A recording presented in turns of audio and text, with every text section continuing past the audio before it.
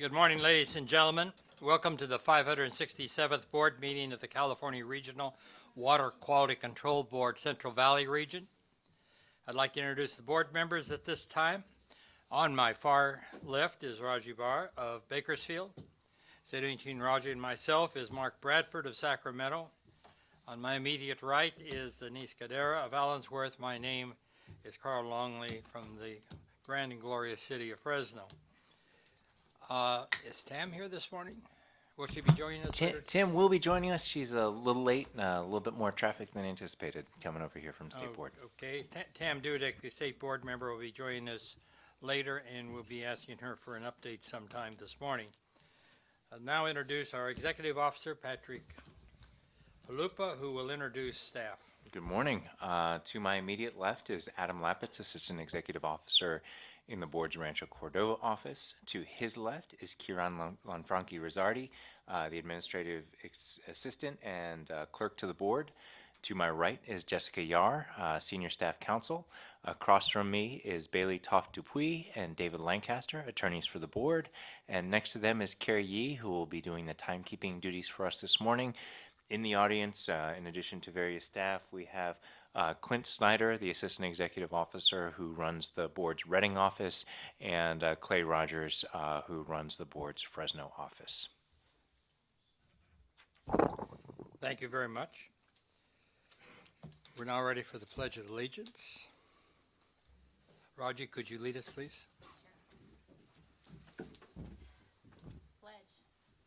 I pledge allegiance to the flag of the United States of America and to the republic for which it stands, one nation, under God, indivisible, with liberty and justice for all.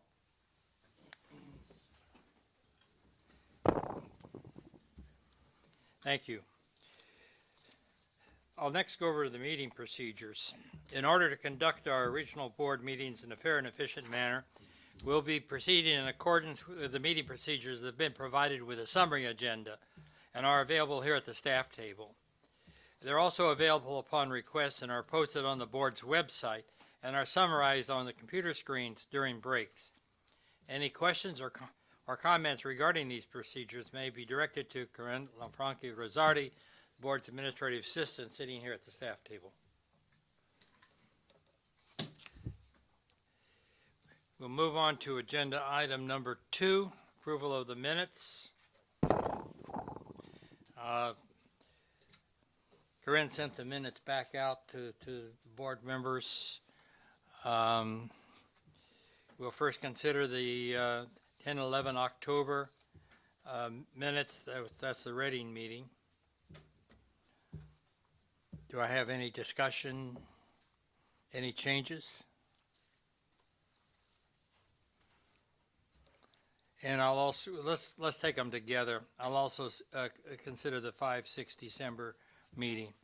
Does anybody have any changes to those? Yeah, Dr. Longley, I wasn't at the October meeting, so I'll have to abstain. Okay, we'll vote separately then. I as well was not at that meeting, so I'll abstain from that. I'm sorry? I wasn't at the Reading meeting either. Should we bring the October meeting back next time? Otherwise, we'll have 2 people voting on it. Yeah, we can do that. Okay. Yeah, you can have 2 people vote on it if the board member Kadara and board member Brar just abstain from it because it still is a quorum assembled here today. Good. We'll go ahead and do that then. Thanks for the advice. Go ahead. I think it's obvious. I'll move that we accept the board meeting minutes from October and December. And I'll second that since I was at both meetings. We'll go call the roll.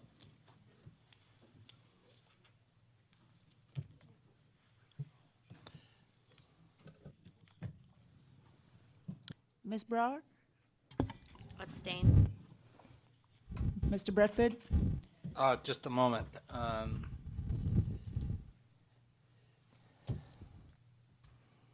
guess since we're voting on both at the same time, We can vote on them separately. yeah, so let's vote on the October meeting. Okay, and start the rollover again, please, this time on the October. Ms. Brower? I'll abstain. Mr. Bradford? Yes. Ms. Kadara? Dr. Longley? Yes. Yes. Motion carries? Does it? Yeah. Motion carries. Thank you very much. And so let's vote next on the 5/6 December 2019 minutes. I'll move that, well, we already did that. Yeah. Call the roll, please. Ms. Cadara? Yes. Ms. Brower? Yes. Mr. Bradford? Yes. Dr. Longley? Yes. Motion carries. Thank you very much. Board member communications.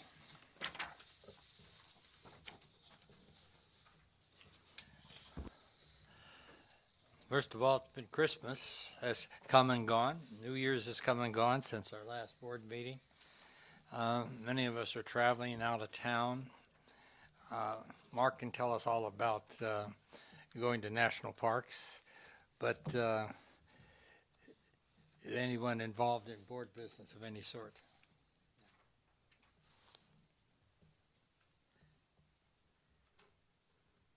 No.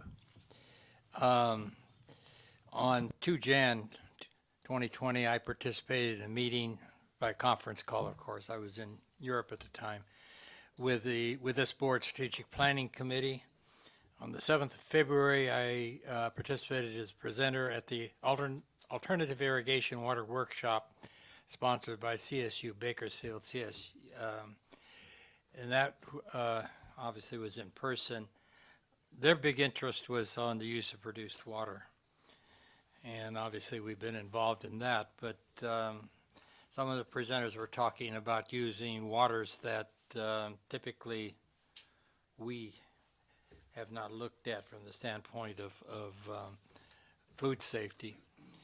Then on 3 Feb 2020, I participated in the monthly regional board chairs meeting. On May 22nd, in fact, the regional board chairs meet to discuss issues in front of their boards, and we try to pick hot issues so we can bring in speakers from elsewhere in state government and elsewhere as appropriate. It's interesting because we're putting the homeless issue on the agenda, and the governor spent most of his State of the State address addressing that particular issue. It's a big issue, and I think that you're going to see the regional board chairs having a very lively and I think probably very productive discussion, and we want to prepare for that. So it is exactly that. But I think there are ways that the regional boards can be more involved in the homeless issue. In the course in the purpose of protecting water quality. But that's a big thing on our to-do list, if you will. 3 Feb, also, I participated in a discussion regarding the executive officer delegation on ACL hearings. And I didn't mention I was on the list, Patrick, but if you could just briefly describe where that's going. Yeah, and it will be a delegation that will be brought to the board for its consideration. The concept in a nutshell, and it's something that the Office of Enforcement is working with the Office of Chief Counsel to implement should the opportunity present itself, is that the executive officer, myself, could be vested with the authority to conduct hearings as a hearing officer for certain low-value administrative civil liability orders. And as long as we have sufficient guidance from the board to make those type of decisions, we're thinking ACLs, for non-enrollment, ACLs for small cannabis operations that haven't filed their right paperwork.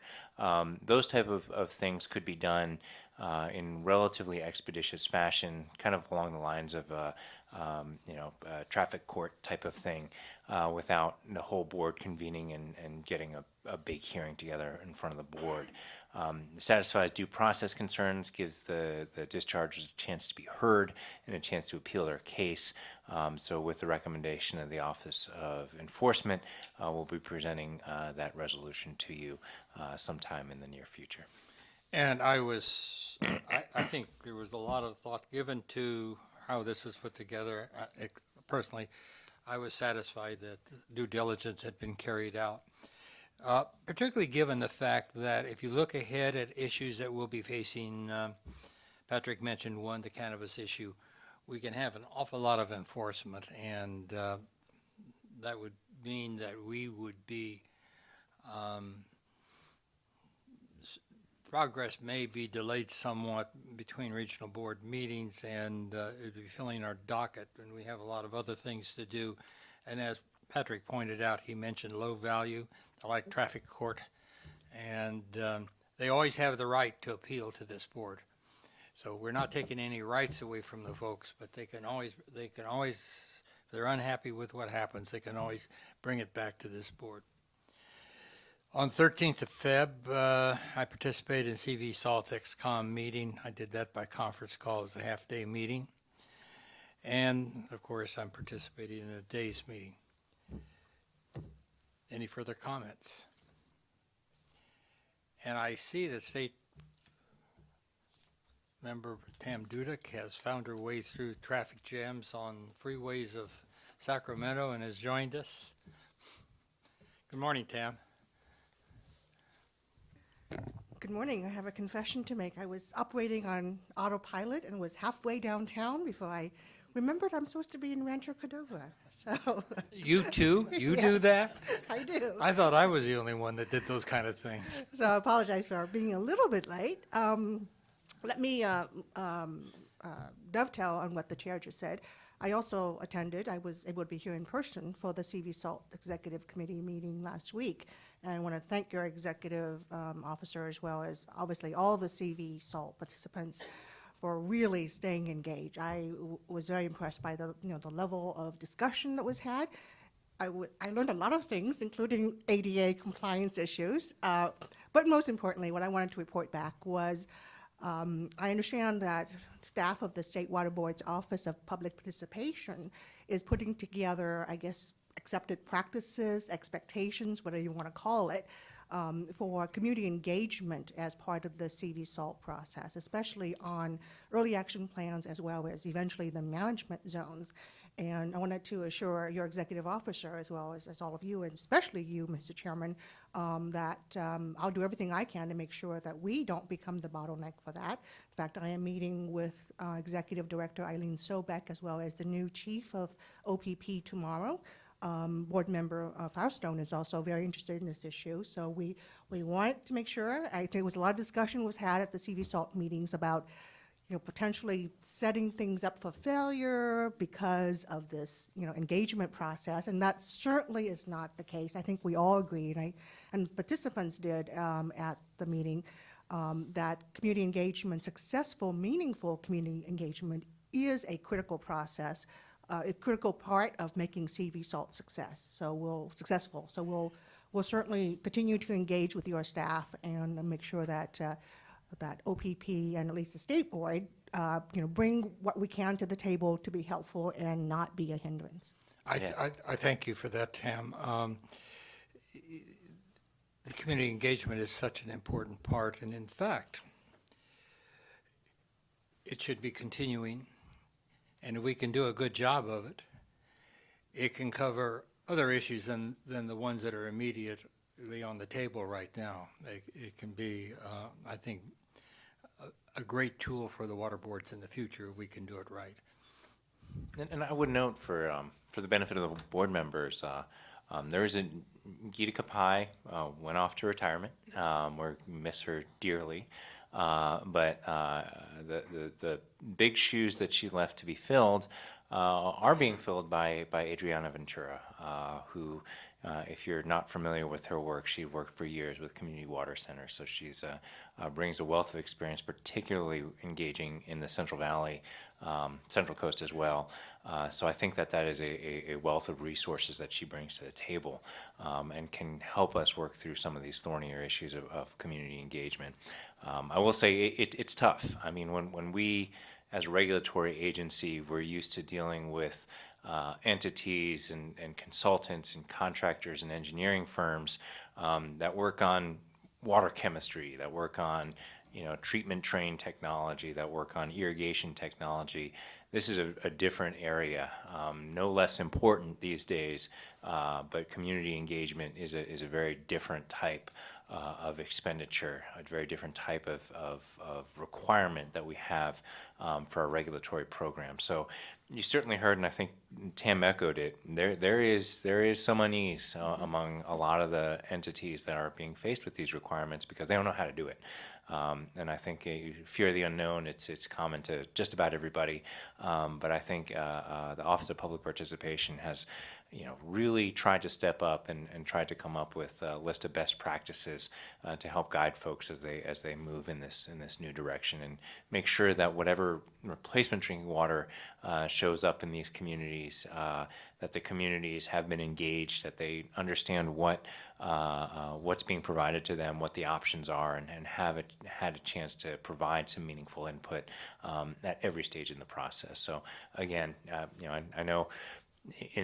Not to disclose too much, but Tam said, "Hey, I'm emailing right in the middle of this meeting, trying to make sure that we get what you need in time." And so I very much thank you for that.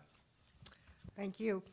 And let me dovetail on the other issue that the chair raised, the issue of homelessness. I think, you're right to suggest that this will be a very,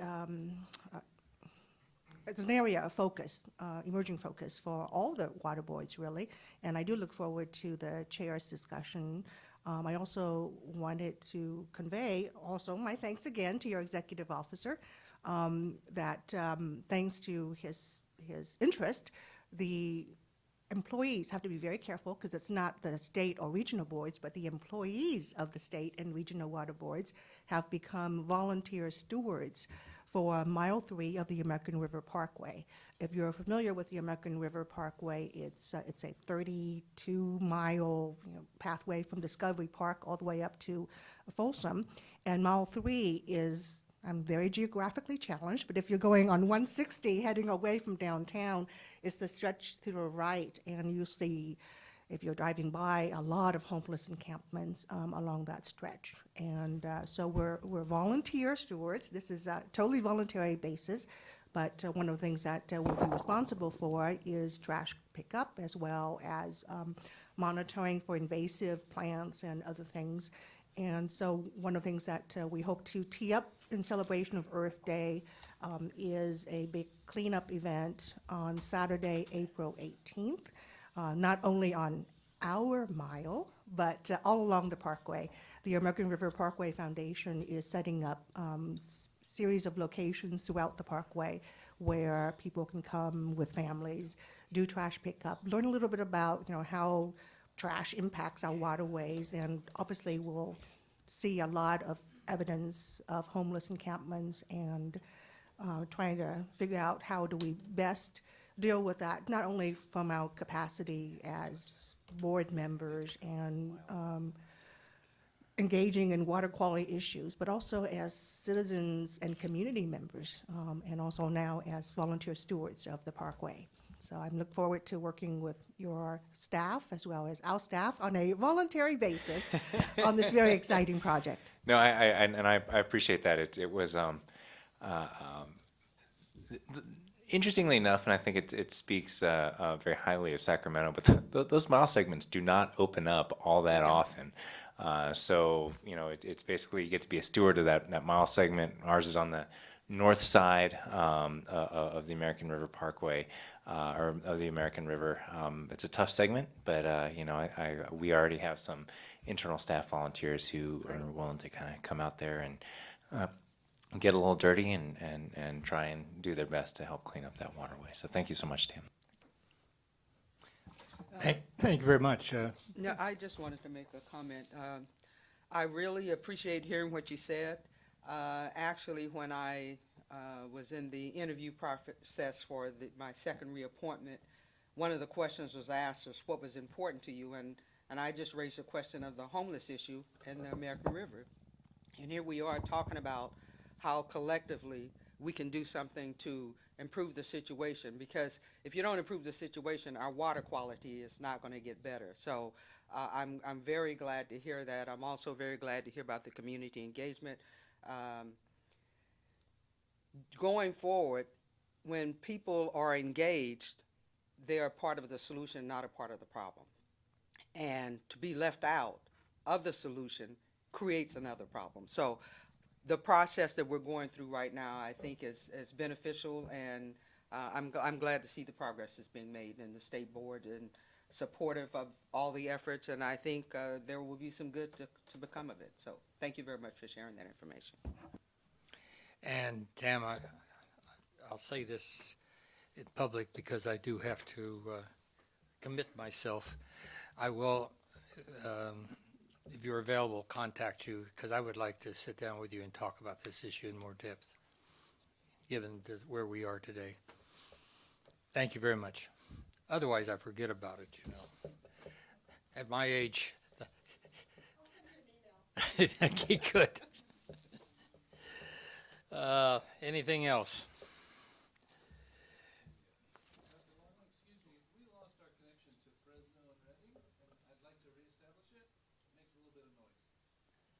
Okay, we'll take a short break. Okay, we'll take a standing in place break. Thank you.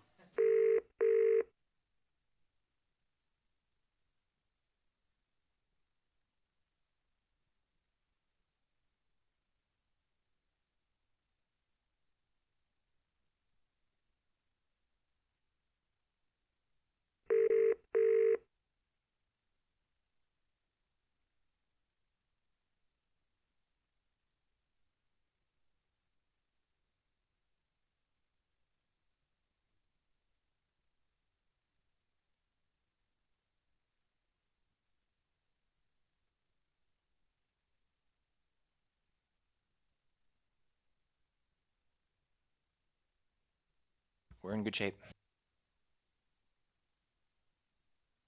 We're back in session. Short break so we could reconnect with our outlying offices. We'll move on to agenda item 4, public forum. I have a card from Alec Watson. And this one, we invite anyone who wishes to speak on any topic which is on today's agenda, and we have they're given 3 minutes. Hello. Again, Alex Watson, just a concerned citizen. I would just like to ask in regards to the E. coli issue in the Lower American River, just kind of interested in what is being done to combat the issue, kind of which, oh, sorry, is that better? Okay, so again, in regards to the E. coli issue in the Lower American River, just trying to, as a concerned citizen, learn more about what is being done to combat the issue, which organizations are involved and have root causes been identified. Also, are there other contaminants or toxins or pollutants that are being investigated as well? Thank you for your interest in a very important topic. Yes, a lot is being done. Adam, do you want to give a brief synopsis? Sure. A lot is being done. In the Lower American River, we've begun a DNA source analysis for the E. coli. The river, the source analysis basically has taken the river and separated it into like a grid pattern almost. And the grid pattern is looking at potential sources up and downstream, and you sample for E. coli, and then the E. coli samples that come in high, you send in for DNA source analysis. And that DNA source analysis can tell you whether or not the E. coli was say from a human or is of human origin or is of pet or dog origin, and also bird. We conducted our first round of sampling last basically into summer, early fall, and the results have come back in. Most of the E. coli from that round of samples was of bird origin. There was 1 or 2 samples that did come back with human origin, but the vast majority were of bird origin for that sample series. But I at this point I wouldn't. There isn't really a take-home message because the analysis methods require a lot of statistical power to answer these questions. So we need to have a number of samples at these locations to conclude what the main sources are. So that's where we're at. We're going to initiate sampling again here this spring, summer, go through the summer to early fall, and we will have more information at that point. The idea of the study is to, as he was asking, is to really try and pinpoint where in the river, if at all, we're seeing E. coli come. Upstream you look, downstream if it's high, and then you look and you say, okay, is that what's the origin? If it turns out to be human, then we know at that point, okay, where to look. And so that's the plan for pinpointing the E. coli in the Lower American River. Does the American River support a large number of wildfowl, either continually or seasonally? It does. Our staff have been out there for many, many years, off and on over the last decade, sampling the Lower American River. And the comments in their sampling records that they leave much of the time is a lot of birds. So I would not be surprised if we find a lot of bird signature. We have already, but we're really looking closely for the potential or human signature because that's where we start to get very concerned. Thank you. And if I could add just a couple more things. I think the commenter mentioned what other constituents are we looking at in Lower American River. The big one, and we know full well who is responsible for it, is trash, and it's people. So while E. coli, we are getting a lot of wildlife signature for E. coli, the other big issue in the Lower American River is trash and figuring out what to do with that. Whether it's listed as impaired under the 303D list for trash, who's responsible, how we can deploy more resources to get rid of the trash in that area. Certainly there's an intersection there between some of the homeless issues and the trash issues. It seems like there's less of an intersection between the homelessness issues and the E. coli signature that we see in the river. But still, trash is a really big concern, and the state board took a very strong position on trash just a few years ago when they articulated basically that is the state's goal, that zero trash shall be the standard for waterways, navigable waterways in the state. So when we do have a significant trash load coming in, that's something that we have to address, potentially through a TMDL, potentially through another action. And I think that's kind of what lies on the horizon for the American River. If the commenter doesn't know about the 2 sites, I would strongly suggest we can provide them with the addresses for one is an ArcGIS viewer that shows the sampling locations for the E. coli monitoring that we do. It tends to be green all through the winter period because you get a lot of flow coming in and it meets the objective. When things, when it starts drying up a bit and it get into the summer months, and heck, this, you never know, February's been pretty darn dry around here. You start seeing the E. coli samples creep up, and that ArcGIS viewer is almost real time. It's as soon as we get the sample back, you see the indicators going from Sutter Fort to Scornia Beach, all those downtown locations along the American River. It shows what the standard is, whether it's green, yellow, or red based on the risk. And it doesn't differentiate between human sources and bird sources because they're all a concern. But that's a great site to go to. In addition, the State Water Board hosts a 303D listing site where you can see a map of all the water bodies in the state of California and what the water quality impairments are on those water bodies. Now that there's a significant multi-year time lag because the 303D list is not updated continuously, but that gives you a good sense of what are the critical issues facing many of the water bodies throughout the state. It's also very cool. You can click around and see what water bodies near your hometown or water bodies where you recreate in, what are the water quality issues that the state's working on in your backyard. And you can see, we've had presentation here before, that trash consists of a large varied number of objects, all the way from shopping carts Oh, you bet. through containers with human waste to needles and other drug paraphernalia. So it's quite a challenge to clean that up. Absolutely. Very good. Could I just, Sir, Carl, being an avid user of that parkway, I appreciate a lot of what's been observed and discussed here this morning. And I unfortunately won't be in town on April 12th, Tam, but otherwise I'd think like to it's the participate. 18th. The 18th, I won't be there the 18th. Otherwise, I'd love to participate in that, and I'm kind of curious what ongoing vehicles there are to participate, I guess through the foundation, the American River Parkway Foundation. I imagine it won't be a one-time thing. Yeah, it can't be so- just once a year. Yeah, either, yeah. So it's the mild stewardship program, and again, we'll continue to be engaged, but there will be more opportunities. Okay, The I trash keeps coming. I'd love to get unfortunately. dirty. And You're- Carl, I would like to participate in that call you have with Tam on this subject too. Okay. If I could. we will schedule that. I have a card from Virginia Silva.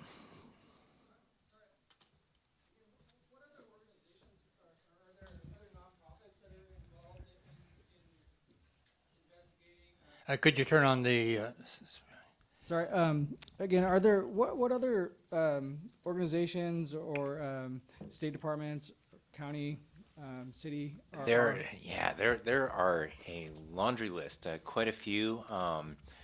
Sacramento Regional Sanitation District and the Sacramento Regional Sewer District are both entities that have partnered with us and given us a lot of funds. Both the city and the county have some responsibility down at those on the parkway itself. The parkway aspects of it are controlled by the state. Aspects are owned by county lands. There's reclamation districts that are involved. There are a whole host of homelessness advocacy organizations that I can't recall all of them off the top of my head, but there's a lot of folks looking at this particular issue. Flood control districts as well, kind of looking at what their contribution is, because the trash does migrate down from some of the tributary water bodies that they have jurisdiction over. State lands owns the riverbed, so there's a lot of entities that are all looking at that issue. So one of my other concerns is are these organizations kind of working together, or are there areas of overlap maybe where, or is there anything that we could do better to maybe gather the organizations and get them all at the table? I know this is kind of a forum for that. We have actually. I think we have a lot of hammers in Puerto Colón in terms of what we can do to make sure that folks are at the table. And we have had a number of meetings between essentially all the entities that I mentioned to make sure that they collaborate and put resources to doing the cleanups. And we can see if we can get you the audio and the visual presentation that we gave about a year and a half ago about some of those efforts that were underway. And I'd just make sure that we get your name, and so we can get all those resources to you. Sure. But there was we had almost a half-day hearing or information session about a year and a half ago about all the efforts that are underway. We had Sacramento County come in and tell us what they're doing. They've significantly ramped up efforts, and will continue to ramp up efforts to make sure that the parkway stays clean. Perfect. Thank you very much for your time. thank you. We're ready now for Virginia Silva. And following Virginia will be David Anderson.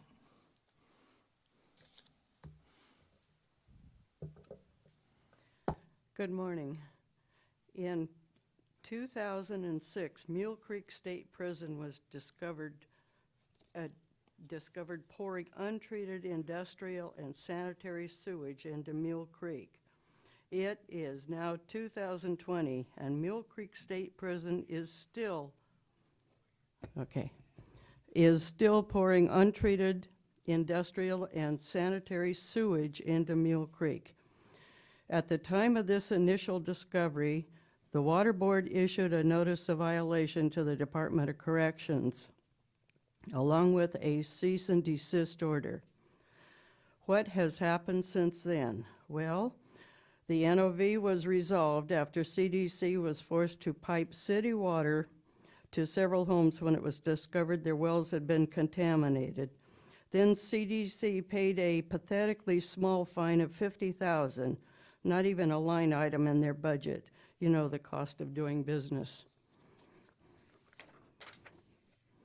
So to make things better, CDC ordered an investigation of the prison sewer system.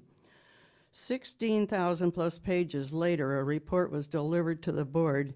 It does not begin to address the problem. Then this water board adopted a federal regulation which conditions the prison cannot meet, all the while letting the prison continue to discharge raw sewage down Mule Creek. To add insult to injury, this board is fully aware that the prison is reporting these planned releases to the State Office of Emergency Services as spills. What is next? What you are doing is not working. The only action the board has taken is an attack on our local newspaper. Why? Because they are reporting the truth, and you can't handle the truth. Thank you. Questions from board members? Ready next for David Anderson, to be followed by Sally Barron. Hi, I'm David Anderson. As a point of reference, Mrs. Silva is the immediate downstream neighbor to Mule Creek State Prison.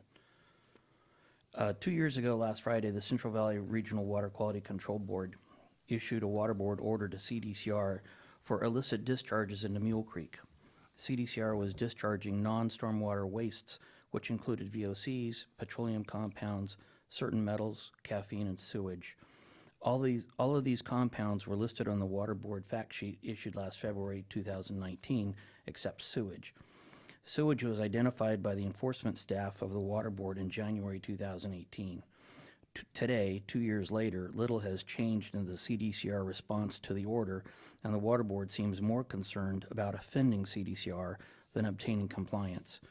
A principal element of the February 14th order was for CDCR to cease and desist further discharges into Mule Creek and divert all flows to the sewage treatment plant. CDCR put forth a feeble and pathetic attempt to comply with the redirected flows, and by June of 2018, announced to the water board what criteria CDCR had established for their continued discharge into Mule Creek. The February fact sheet states that CDCR is working cooperatively with the board and enforcement staff to address the issues. That misstates what happened. The board is working cooperatively with CDCR to avoid compliance and enforcement. It was CDCR that determined that the sewage originates with birds, although no one, including board enforcement staff, has acknowledged any birds creating fecal coliform and E. coli as contributing to the illicit discharge. Sewage, avian or human, is strangely but predictably omitted from the February 2019 fact sheet. CDCR issued their Phase 2 response into the investigation of the sources of contamination, announcing all sewage flows from the storm drain system as avian. They also claimed no problems in the piping at the prison. At the last board meeting, Mr. Palupa stated, "Who are we to question the science of bird waste?" To answer that question, not this board.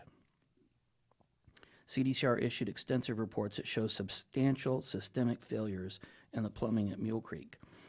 And this time last year, CDCR applied for and was granted an MS4 permit although staff had informed you that the discharge was comprised of commingled flows, making the facility ineligible. I am losing faith in this board to enforce compliance by CDCR at Mill Creek. Will this be the same story next year? Thank you. Thank you for your testimony. We'll take testimony next from Sally Barron, and then requesting staff to provide the reply to the comments regarding Mule Creek situation.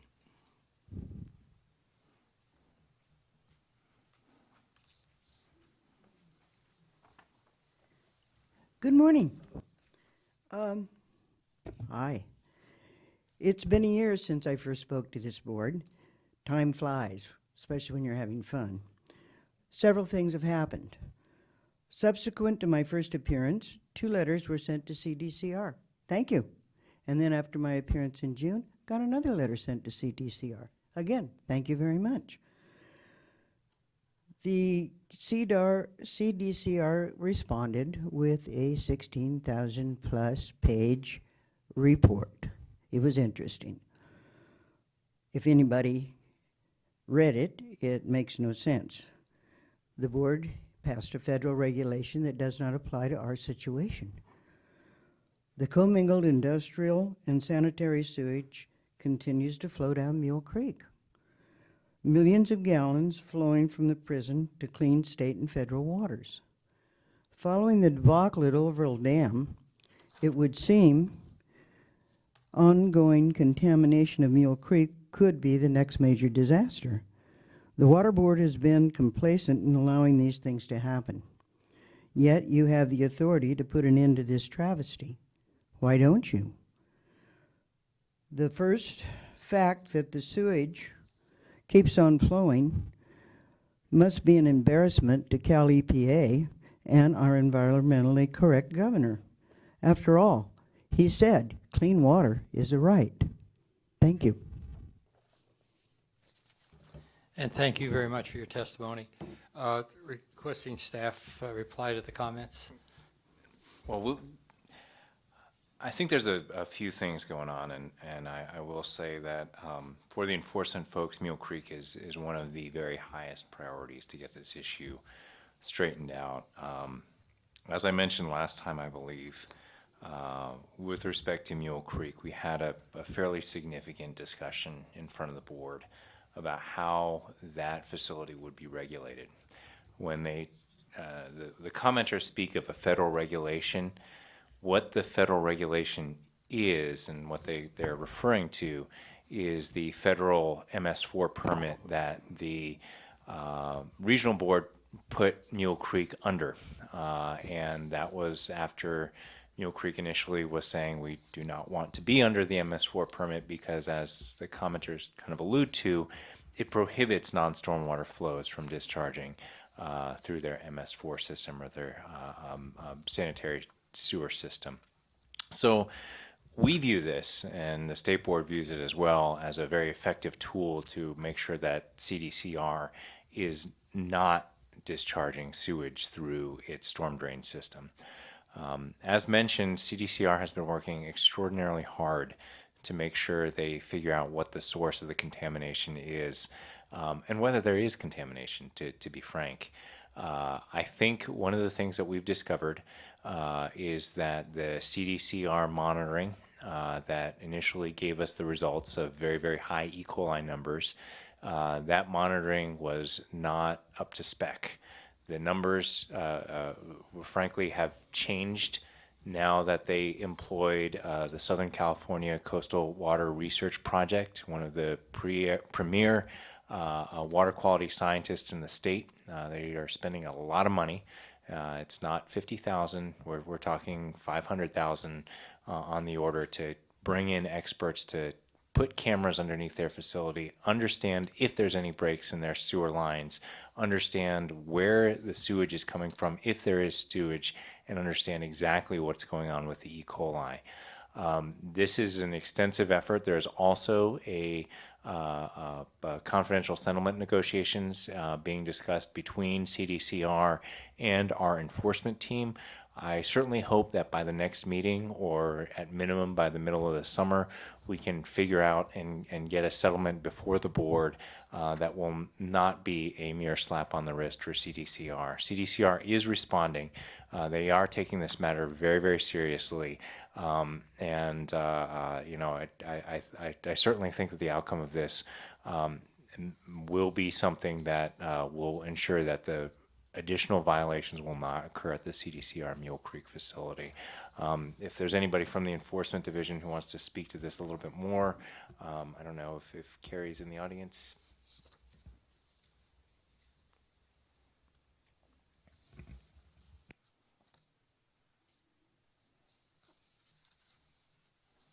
Don't have a whole lot more to add than what Patrick's already told you, but as he mentioned, we are in confidential settlement negotiations. We're tracking this. Staff are diligently working through the 16,000 pages. They're preparing a memo for us to summarize the work that's going on, and we're going to be closely in touch with CDCR to make sure that their infrastructure is where it needs to be, and that we're all comfortable that stormwater and stormwater alone is what's being discharged. Questions from board members? I would just say I appreciate hearing from the public regarding this matter. I know our staff has been working to try to address it, but for the residents to continue to come back and express concerns, we want to make sure that we're doing our part to ensure that that water quality is being protected. So I appreciate the public from coming out and expressing their concerns. And would it be possible to notice for the next meeting so we could discuss the confidential settlement, if you will, if it's not reached yet? My suggestion would be to continue those discussions. I don't know what the timeline will be before we get something freed up, but certainly it is something that will have a fairly significant impact on CDCR's financial situation. So that's why, frankly, it takes a while to get that worked out. I think we could have an update potentially from the Office of Enforcement. I would suggest that it not be at the Bakersfield meeting. If you want participation from the folks in Ione, that's asking a lot for them to come down there. But certainly if we have not reached a settlement by the June meeting, let's see if we can potentially get an information item, disclose what we can about the investigations that have happened thus far. Actually, I was asking for a meeting of board members and staff only if it's still confidential. So it's happening between the prosecution team and CDCR. So Okay. that would not be something that Not that within the our board, realm, understand. We're looking forward. Please keep us informed. Thank you. Great job. I have a card from Madison Green.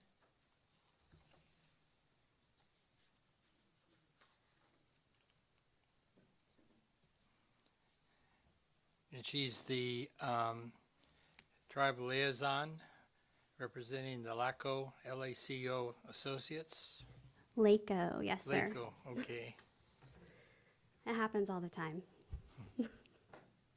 Yes, my name is Madison Green, and I'm the tribal liaison with LACO Associates. I'm here today to talk to you about LACO's first ever Northern California Tribal Infrastructure Funding Symposium. While LACO has been established on the North Coast since the 1950s, we are relatively new to the Region 5 district. We've had an office in Chico for about a year now, and we specialize in tribal governments. And with that, we complete project resource capable of executing complex projects, including grant writing, road improvements and flood mitigation, water storage, engineering design and construction administration, architectural design and survey, bank failure repairs, storm water management, and housing development. Today, I come to you, to the board, requesting your support as we organize our upcoming Northern California Tribal Infrastructure Funding Symposium that we will be hosting in October of this year.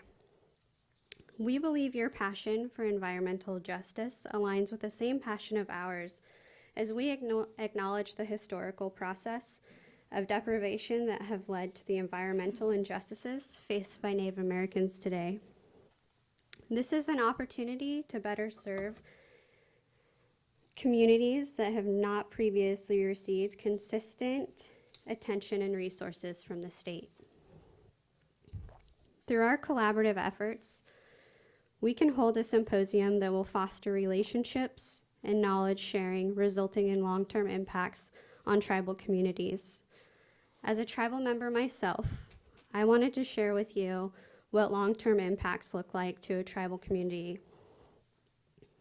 It would look like access to cultural resources, food sovereignty, because food is medicine and water is life, economic development, healthcare, and education, opportunities for self-determination and tribal sovereignty to thrive together. For when our elders are gone, our culture and our youth live on. I thank you for your time, and I thought it was really important that you guys had previously mentioned homelessness as a big factor and something that's being discussed, because that is something that is also severely impacting our tribal communities as well, and I appreciate you bringing that to light. I thank you for your time, and I also brought some business cards that I would like to hand to one of you lovely people. Okay, great.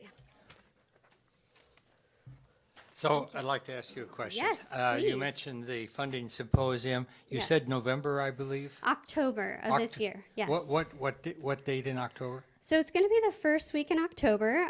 We have 2 locations picked out, and we're currently in negotiations. And due to the negotiations and planning stages, I don't necessarily want to make it public yet because, for obvious reasons.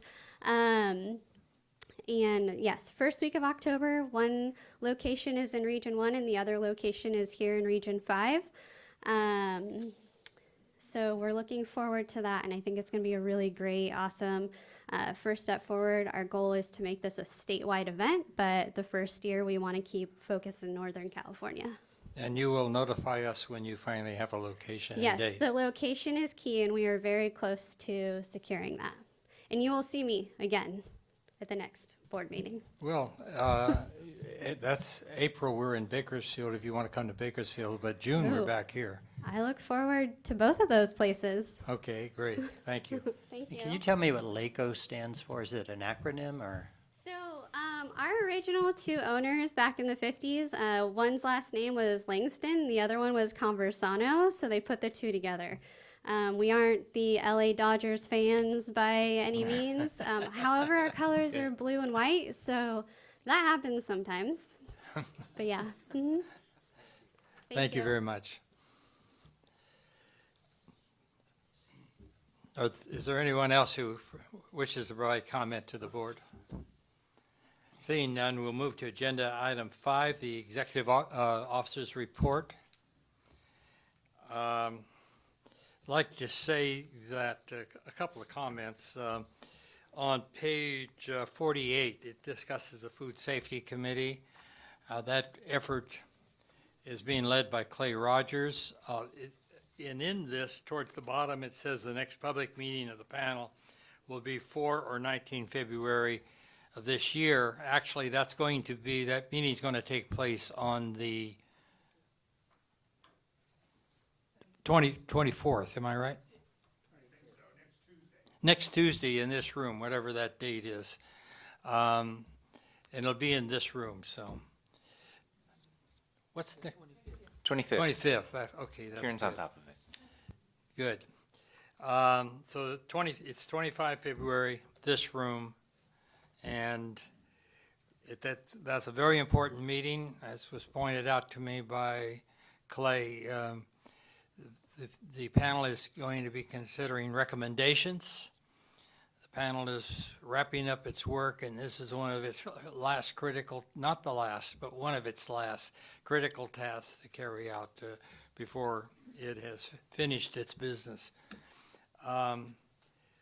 Another comment has to do with the attachment A, and and the following attachments where we discuss ongoing activities, and that's bills. And that really wasn't the attachment I was looking for. The attachment in here that discusses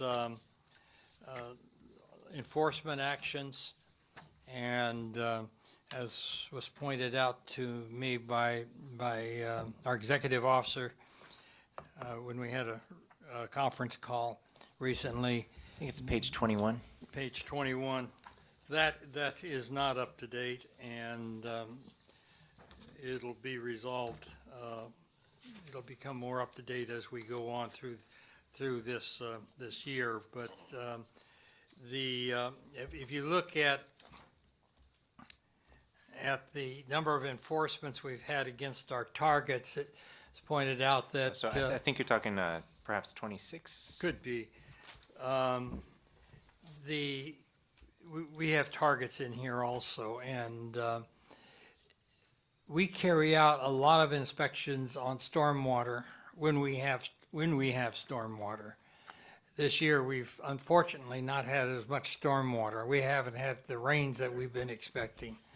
So those inspections haven't taken place. Hopefully, we'll have a lot of inspections on stormwater in March and April. So it's 31, just for what it's worth. 31, That's page 31. And the other thing is, certain inspections take place. We're heavy in the summer on other kinds of inspections that we carry out. So this is not a straight trend line through the year, so to speak. It tends to be, some of these tend to be based upon occurrence of the events themselves. Absolutely. So, I mean, I think that's one of the things Carrie Holmes, when she appeared earlier, the new program manager for the enforcement division here at the regional board, we're working on trying to make sure that we get you the most relevant information to track the progress within our programs. And one of the aspects that I know we've gotten questions for in the past was, well, we're midway through the year.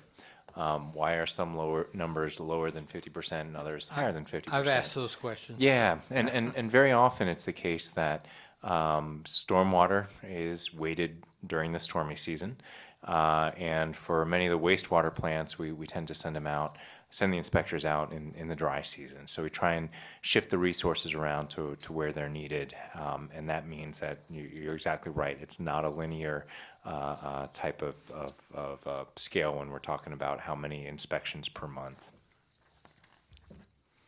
Thank you. Any comments?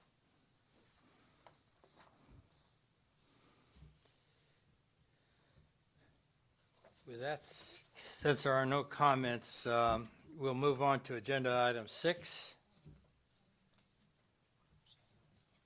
Do you have 2 awards? Take it. It's part of the Okay, executive officers. let's do the uncontested calendar, and then we'll do the awards. Sounds good.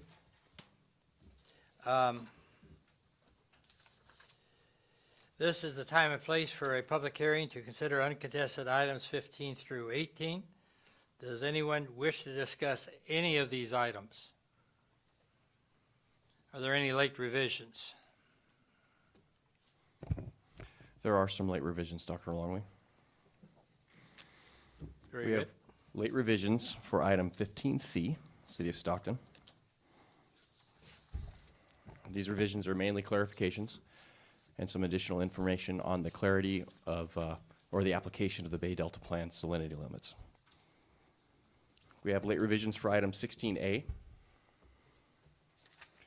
For the City of Biggs, these are mainly clarifications and some information on CV salts.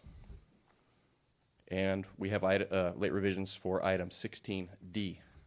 It's TRC Companies and GBF Holdings. These late revisions are very simple. They're just a change of date, and that's to allow a study to come in before requirement is due. So these are the late revisions.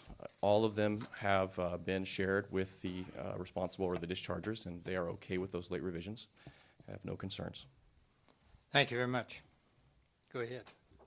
And if there are no issues, I'll move that we approve of the uncontested calendar with the late revisions. Do I have a second? Second. Denise has moved. Raji has seconded. Call the roll. Ms. Kadara? Yes. Ms. Brower? Yes. Mr. Bradford? Yes. Dr. Longley? Yes. Motion carries. Thank you very much. We'll now move to awards.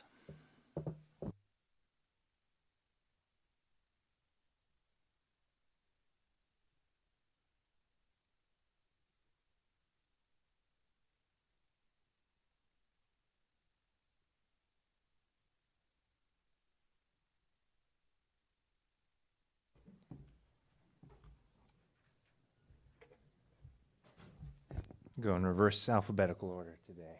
So first, a Superior Accomplishment Award will be given out to Mike Fisher, a Water Resource Control Engineer in the Compliance and Enforcement Section in the Central Valley Water Board's Rancho Cordova office.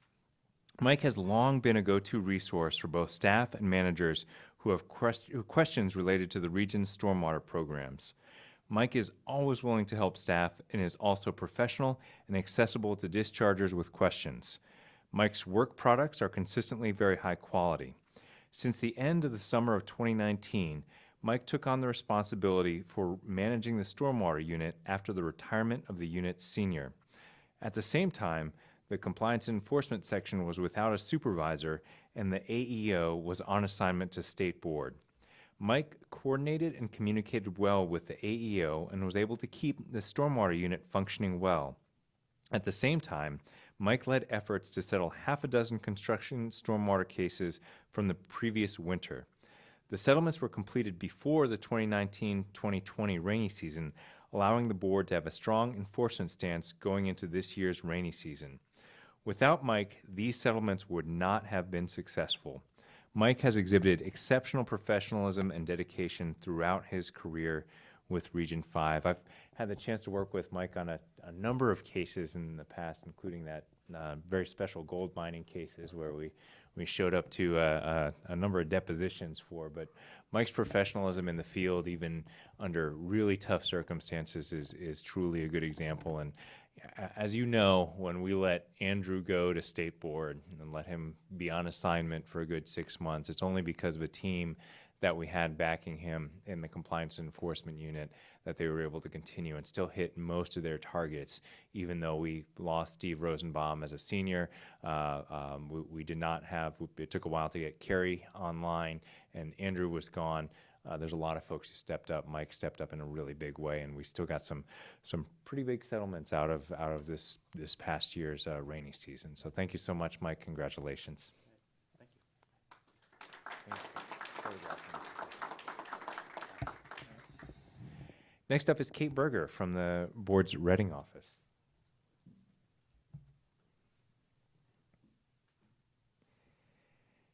Kate has been selected to receive the Superior Accomplishment Award for her contributions to the Central Valley Water Board.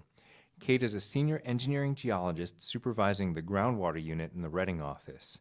This unit conducts work in the site cleanup program, the underground storage tanks program, the Title 27 land disposal program, and the mining program. In addition to supervising 5 technical staff working in these program areas, Kate serves as the region's mining program manager. Kate started with the water boards in 2015 after bringing with her more than 24 years of experience, 16 of which was spent at DTSC, where she served as a technical consultant on hazardous waste investigations and cleanups, was lead for the regional San Gabriel Valley Superfund sites, and co-authored 7 guidance documents pertaining to groundwater monitoring and cleanup at various hazardous waste facilities. Kate has proven herself to be not only a highly qualified technical resource, but also an outstanding supervisor for a busy unit working across multiple programs. When the region needed a new mining program manager, Kate put on another hat and agreed to take on the challenge. From managing the region's involvement with the Iron Mountain Mine Superfund site or the region's other numerous legacy mining cases, to ensuring groundwater investigations and cleanup cases are proceeding successfully, Kate can be counted on to provide high-quality, timely, and insightful work products and invaluable mentoring of staff. Of particular note this quarter, and clearly deserving of this award, Kate worked with her staff in OCC to direct the first phase investigation at a former pulp and paper mill that had been a long-time challenge for the region. Under Kate's guidance, staff applied for and was awarded $1.2 million from the State Water Board Site Cleanup Subaccount Program to investigate potential water quality threats associated with the 62-acre site. Because the current property owner was uncooperative, it was necessary to gain site access via a forcible search entry inspection warrant issued by a Superior Court judge.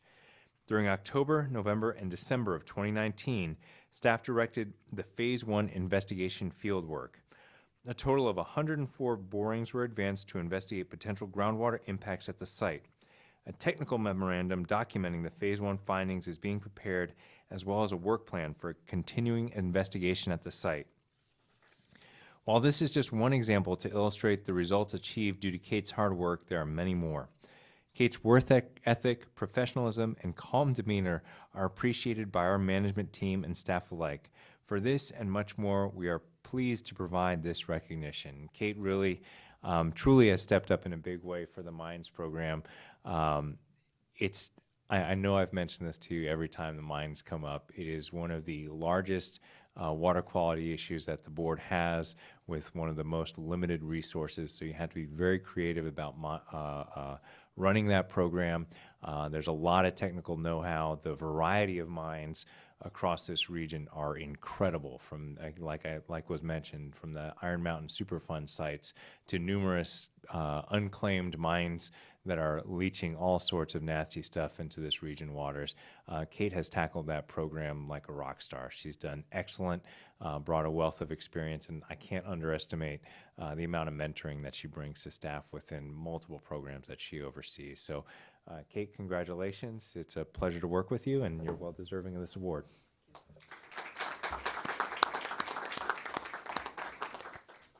And Kate, sometime when your staff is going to the Walker Mine, I'd like to make that trip again.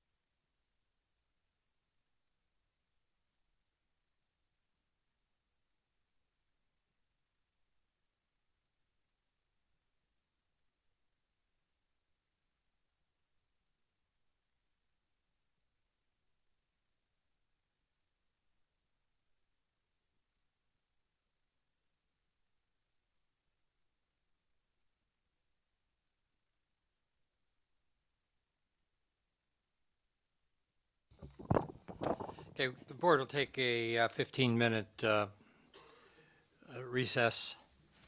Be back in session at 25 after 10. Very good.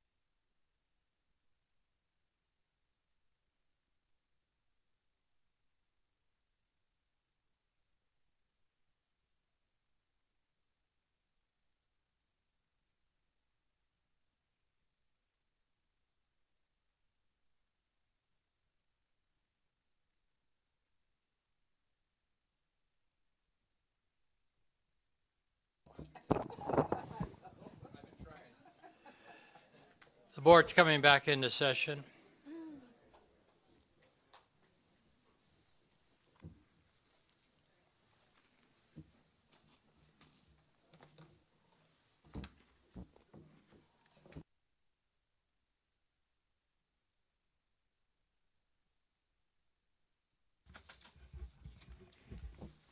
So I want to make two quick notes.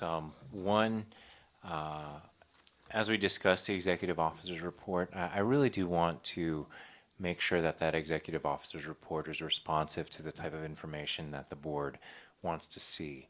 So if there's anything you think that there's too much of or too little of, feel free to contact me individually and we'll see what we can do. Because a lot of these, the size and the scope of this is largely created by requests from the board.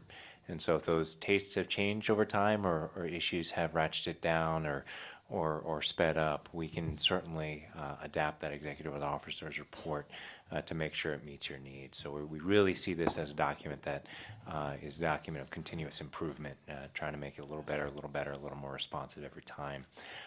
Second, I do want to say, and I as we go through and hear additional items and continue to see what's happening on the enforcement front and in a number of areas like cleanup, I do want to extend my thanks to Stuart Black, who is acting assistant executive officer right now for Andrew's position.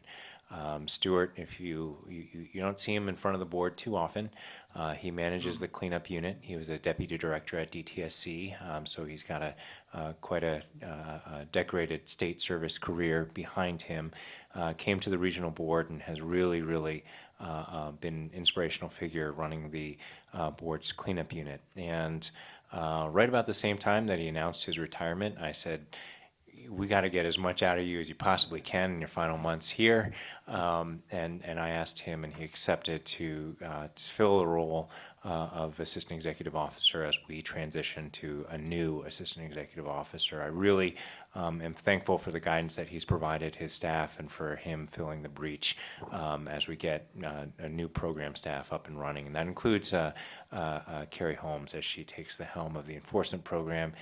Carrie has been working a lot with Stuart, just the same way that the old enforcement program manager used to work with Andrew to help get their footing and get their sense of where the board's priorities are. So I do want to extend my thanks to Stuart as he kind of works through and helps out in a big way fulfill the executive leadership team. But I just wanted to add that before we completely conclude the EO report. Thank you, and I add my thanks to that.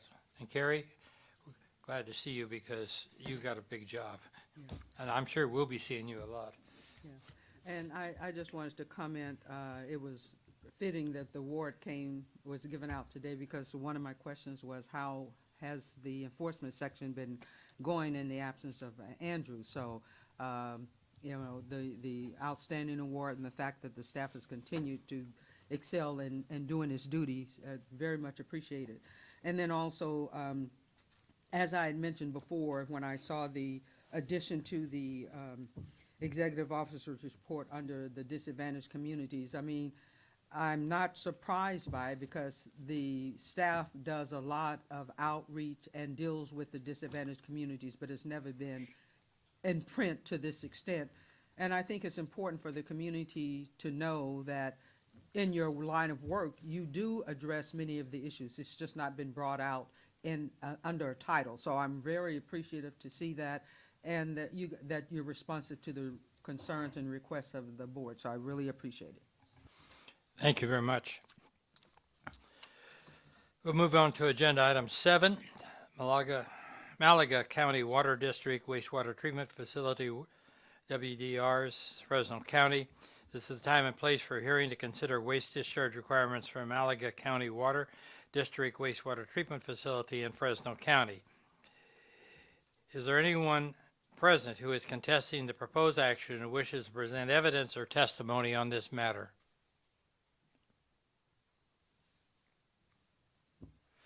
Since there is no one present to contest this matter, the board will proceed based on the agenda materials and the record. We'll now hear a brief presentation by staff.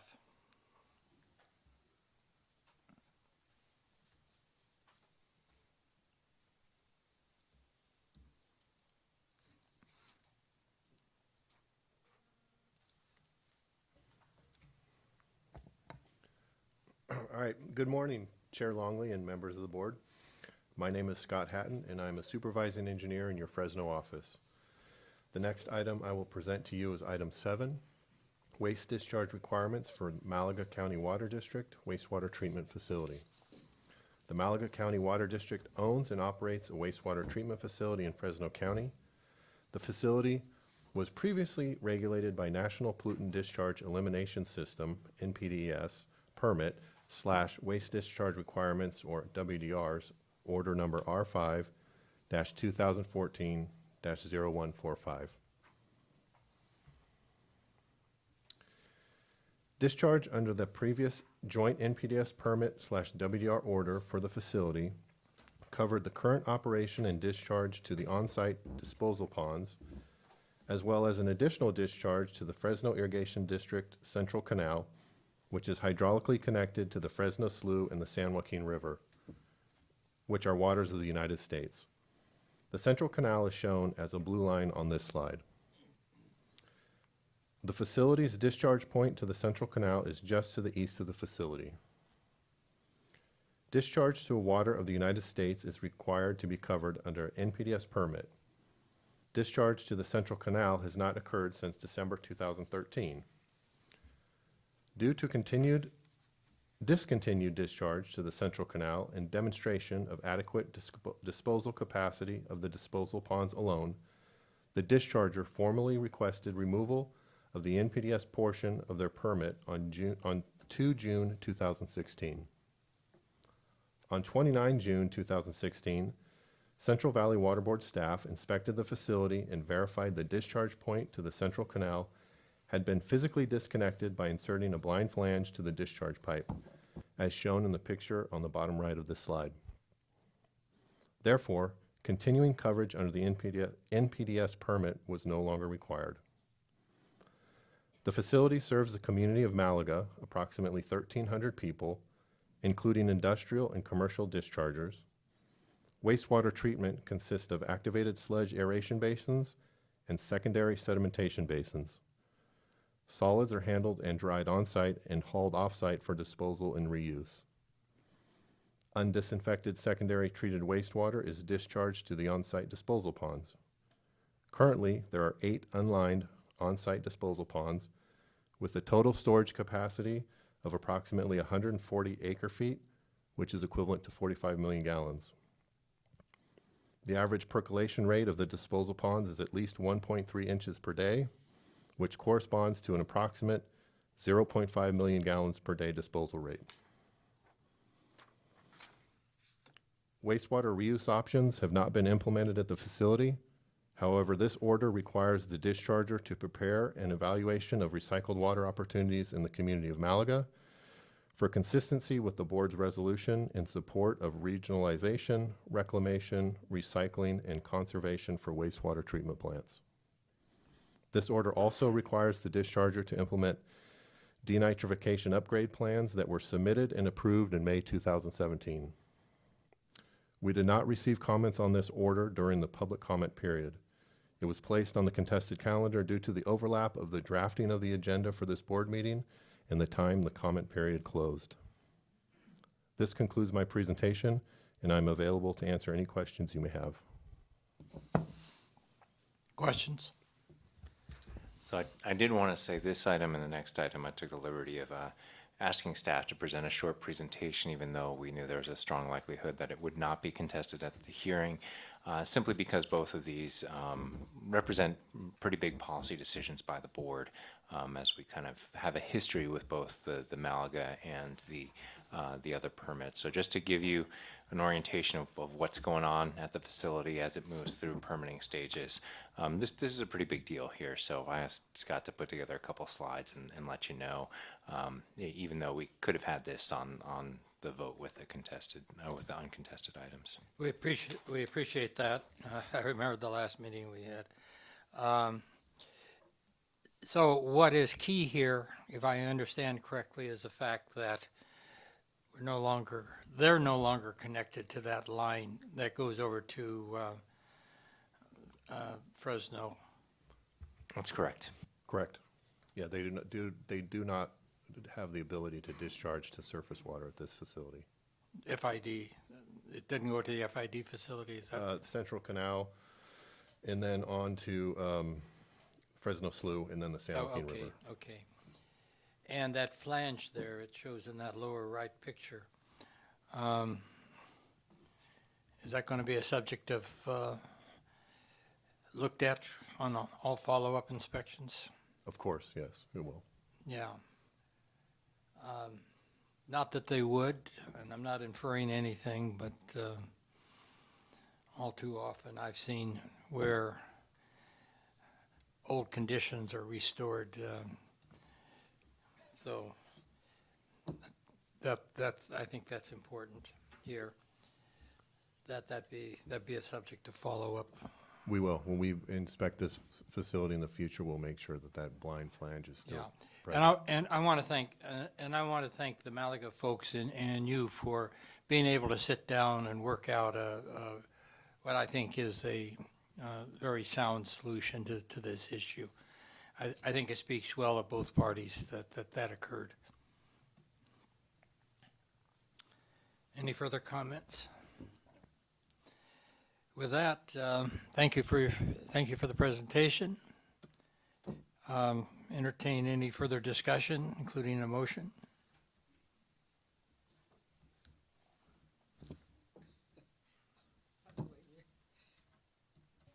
Yes, I'll move that we approve of the waste discharge requirements for Malaga County Water District Waste Treatment Facility.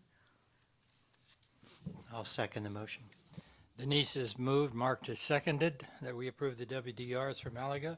Call the roll, please. Ms. Kadara? Mr. Bradford? Yes. Ms. Brower? Yes. Dr. Longley? Yes. Motion carries. Thank you very much. Motion carries as was announced. Agenda item 9, waiver of WDRs for small food processors, wineries, and related agricultural processors. This is the time and place for a hearing to consider a resolution that would renew the waiver of waste discharge requirements for small food processors, wineries, and related agricultural processes. Is there anyone present who is contesting the proposed actions and wishes to present evidence or testimony on this matter? Just a quick clarification, it's item 8, not item 9. We might have an error in your script. Did I say item 9? Yes. There's a big 8 right in front of me. I apologize. I was trying to give you cover there. Agenda 8. Agenda item 8, very good.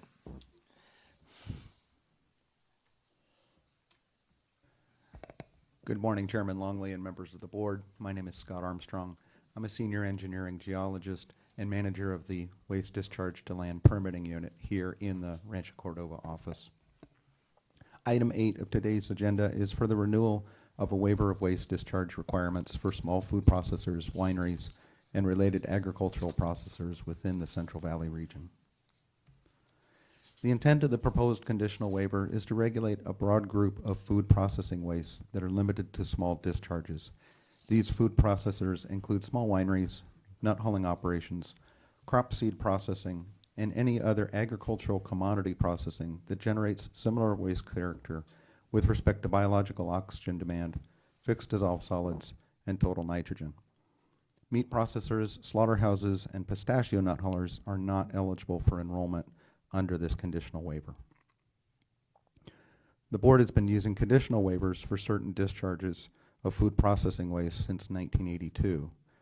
Since January 2001, Water Code 13269 requires that conditional waivers expire after 5 years of duration. As a result, there have been 3 renewals of this conditional waiver in 2003, 2009, and 2015. The conditional waiver we are proposing for adoption today will renew the 2015 version, Resolution R5-2015-0005, which expired on 5 February 2020. The proposed resolution to adopt the conditional waiver includes updated CV salts language regarding participation in a basin-wide prioritization and optimization study and potential impacts from the salt and nitrate control program on existing discharges. Applicability for coverage under the conditional waiver will remain a 3-tiered approach, based on the volume of wastewater applied to land per year up to a maximum of 1 million gallons. Continued limited use of ponds for small nut hulling operations is allowed under the conditional waiver. During the public review period, we received 2 comment letters on this item, one from the Western Agricultural Processors Association, WAPA, and from Ms. Joanne Kipps, a concerned citizen. Our responses to all public comments were included in your agenda package. And based on conversations with both parties, it appears that neither WAPA nor Ms. Kipps are contesting the conditional waiver. Late revisions were made to attachments C and D to make minor editorial and clarifying changes. General orders are currently being developed to streamline the permitting process. These orders will include separate region-wide general orders, one for food processing and a separate one for nuts, and a statewide general order for wineries. With the development and planned adoption of these general orders, the proposed small food processor waiver for your consideration today will likely not need to be renewed after it expires in 2025. This concludes my presentation. I'm happy to answer any questions you may have. Thank you. Questions from board members?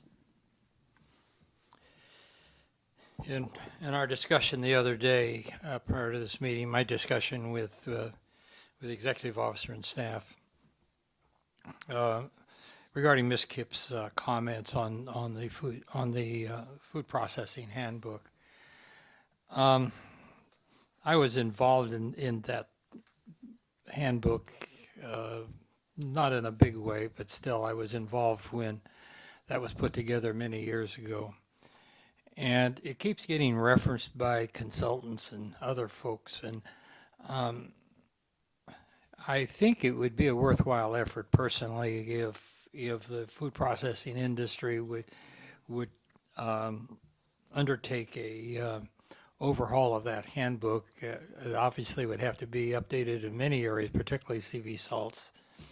But it in the past has served a useful function. It has lost its usefulness, quite frankly. And I think it's time to, if they're interested, because they paid for its update in the past, as best of my remembrance, that they renew it. With that said, I think we have to make loud and clear to the public that, yeah, it has some useful information in it, but taken as a whole, it's not current and not something that we can rely upon. Patrick pointed out to me some areas that it still provides some very good information. So we have that issue that if we do reference it, we're referencing the whole handbook. And it's not something that I think that we can rely upon as a reliable reference at this point in time. My input on that, my thoughts only. I guess I have a question about the statewide general order for the winery industry. Is this board is it part of a group that's pursuing that? I know there's many other regions that have wineries in them, and who's taking the lead on that? DWQ is downtown is taking the lead on that, and it has been in progress for quite some time. Yeah, And they've had meetings, if I'm not mistaken, workshops in this region. Yes, sir. So folks here are involved. So I will say we have been extensively engaged in that one. I think what made it a little easier for us to participate is the fact that, and he's retired now, he just retired, unfortunately, but Tim O'Brien, who has brought a number of permits in front of this board for many, many years, actually took a job with the state board not too long ago, worked on the winery order, and their winery order looks a heck of a lot like the winery orders that he worked on when he was here at the Central Valley Water Board. So that, I think a lot of the conversations, a lot of controversy had to do with the compatibility of that general order and with the program, say, the way Region 2 does their winery permitting in collaboration with Sonoma and Napa counties, I believe. Wasn't initially compatible with some of the initial drafts of the winery general order. Wine Institute and other advocacy groups kind of took the state board to task for that. That resulted in a series of meetings to kind of see how they can reconcile the differences. There's also some conversations going on between Region 3, which has different standards for wineries and has very different basin plan than we do, and has much more stringent anti-degradation requirements for a variety of reasons. So that's where a lot of the debate's been occurring. But we've absolutely been engaged in the process. And again, the template looks a whole lot like some of our orders, so that kind of makes it a little easier for us to engage. Yeah, for better or for worse, there's certainly going to be more consistency. And a big complaint we've had since the beginning of the boards is our lack of consistencies from one region to another. And it isn't always good that we are consistent. We oftentimes have local conditions that mandate slightly different approaches. Yeah, and I think you're seeing that. I think you're seeing that, and the reason why it's taken so long. I think that the current plan, to be honest, so the state board tries to disengage a little bit from the winery community right around the fall period, because that's when they ramp up and they're in everybody's working overtime. Exactly. And so I think that is tailing off right about now. They're re-engaging, and the plan is to have another couple meetings, perhaps even an information session in front of the state board, and then get this thing adopted. I think the target date is June, but I know that slipped in the past. But they really want to get this statewide general order done by this summer, certainly before the crush season of next year, and hopefully a few months beforehand. So there's a bit of a lead-in time, and at that point we will be switching most of the wineries into that general order. Very good. Any questions from board members? Just one question regarding the attachment C from Ms. Kipp's comments, where she had raised the question if the improve attachment C to deal with the online data entry. Was there any adjustments considered for that? I don't know if it was said and then I didn't pick it up. It's the last part of her question in her comment letter. Yeah, I can see the comment on page, I believe you say 75 of the agenda package. My understanding, and Scott can correct me if I'm wrong, is at this point we haven't made any strides on getting an electric interface for this type of permit, but that's where state board's going. It's just for many of these, it's going to take some time. I think is where we're at today. Well, yes, and it would no longer be specific to this region. Given the general order it comes in, that's being worked on, that would have to be part of the new general order. I will say, it hurts me how many times a discharger has to tell the same information to a state agency. I know, kind of one of the things that I think should be a guidepost statewide. We're way not there yet, but how the country of Estonia has made a huge shift. They're a really high-tech company or country that has invested a lot in technology infrastructure, and one of the concepts that it espouses is you tell the government information once.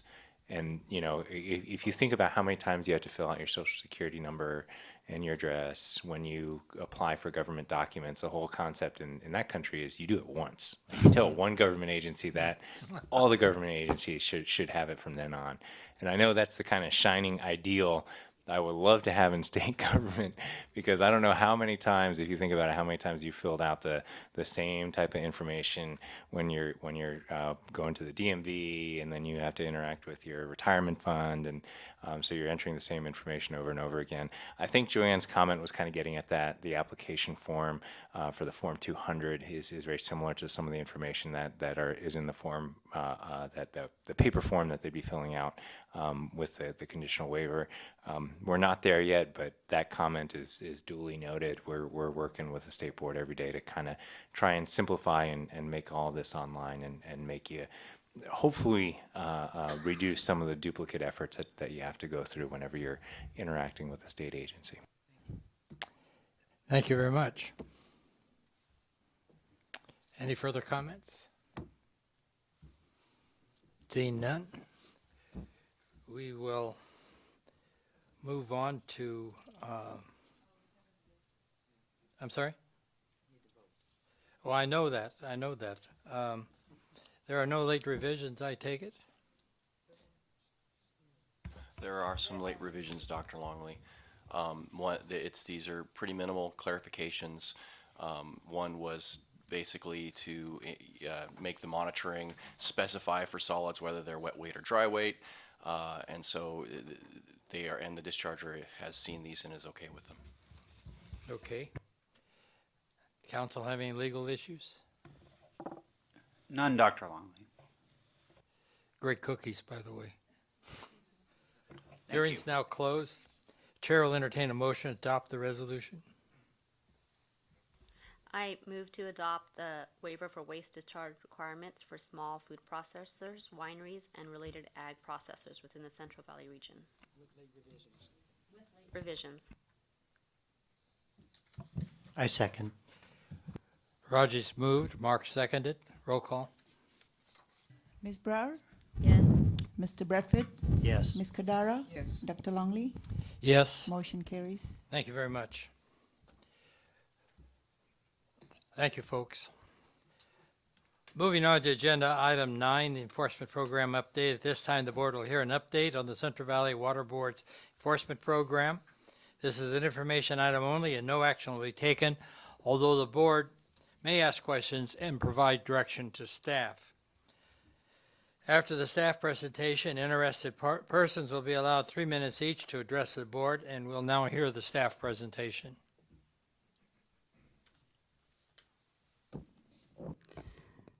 I'm gonna need to get IT's help. It doesn't appear it made it to the presentation folder.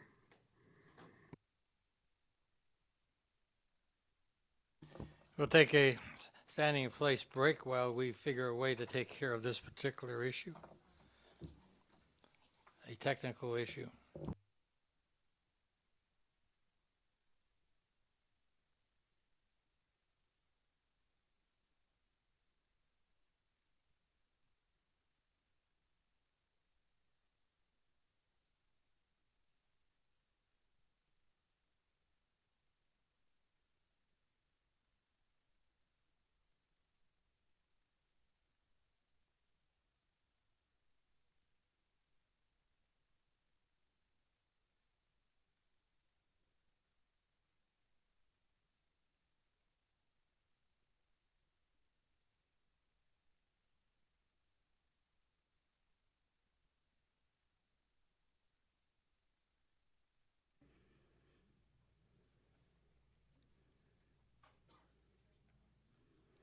Okay. So good morning, Chair Longley, members of the board. As you've heard, I'm Carrie Holmes. I'm a supervising water resources control engineer in the Rancho Cordova office, as well as the compliance and enforcement program manager for the 3 Central Valley offices. I'll be providing you with a short informational item regarding the compliance and enforcement program. I would also like to extend my thanks to Stuart for graciously accepting the acting AEO role. Without him, I would have been swimming. So, in addition, the staff, the enforcement staff, they have excellent work ethics and a real passion for water quality, which is honestly why we're still on target to meet our goals. So I was recently promoted to supervisor, and now I oversee the enforcement program. As I mentioned, I'm an engineer. I'm licensed in the state of California.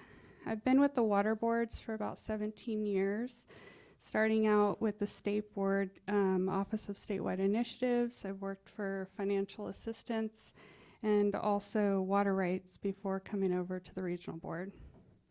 While with the regional board, I've spent about half of the 10 years in permitting, writing permits for MPDS, and then the other half in the compliance and enforcement program. Today's update will be very brief.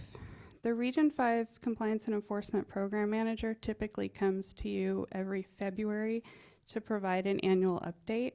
That's why I'm before you today. Since I'm new to the role and our executive management is most reasonable, our executive management has allowed me to do a brief update today and come back to you in October when I have more information for you. For the remainder of this presentation, I'll touch on the status of meeting our work plan targets for this fiscal year, and I'd also like to solicit your feedback for topics that you may want to hear. As you can imagine, work planning is a little bit difficult with compliance and enforcement because of its unpredictable nature.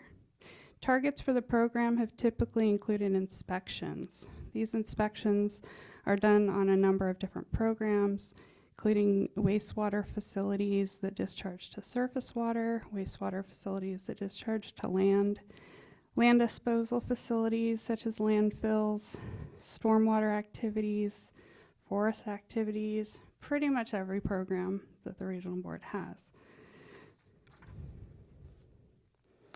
We're a little over 50% of the way through the 1920 fiscal year, which means we should be right about 50% of meeting our goals. So you can see we're about 50% on average. You can see MPDS wastewater here is a little less than 50%, and that's for a number of reasons. One of the reasons is we do batch our mandatory minimum penalty cases into twice a year. So we come in December and again in June. So in June, we're working really diligently on those MMPs. We typically ramp up MPDS inspections at wastewater facilities during the wet season, mostly so staff can identify any issues with capacity or infiltration and inflow. In addition to inspections, we also track enforcement actions. As I mentioned earlier, it's difficult to project these targets, but again, we do track them.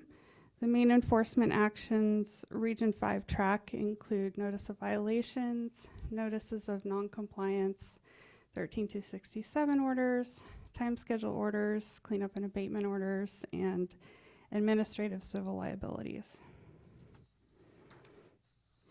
As of December 31st, Region 5 has issued about 200 NOVs, 350 notices of compliance, 28 13267s, 4 TSOs, 1 CAO, and 13 ACLs. I've included this slide to show you how Region 5 has performed in issuing enforcement actions this fiscal year compared to other regions in the state. We're one of the highest producing regions. We're one of the largest region, you would expect that. I'd like to point out that although Region 8 and 4 look like they're kind of on track with us, there are other types of enforcement actions that we don't track as carefully. Well, it's my understanding that's primarily stormwater, and it's a different ball game. Well, so basically these are, verbal warnings, which I think Region 5 staff consider project management. And so it's really just how, staff want to spend their time entering data into CWIX or not. So the numbers are a little bit skewed. I understand that State Board's Office of Enforcement Director Yvonne West is working on, this reporting issue and how to better standardize it so it's more comparable. But if we were to take away the verbal warnings, we would be the highest performer at the moment. Now I'd like to solicit feedback from the board, trying to get an idea of what information you'd like to see about the compliance and enforcement program in October. There's a number of things we could bring and present, such as case studies, more statistics, if that's something you're interested. One of the things I've been looking at is trending over time and how many enforcement actions we've issued, and have we seen a reduction in the number of notices that we have to issue because compliance is better. So that's one of the things I'm focusing on. And then, since I am new to the role, I am kind of in a transition period where I need to get out to the other offices and talk with their program managers and really learn about their priorities as well. Although they're the same, we have different regions, and it can cause, the demand to be higher in some programs than others.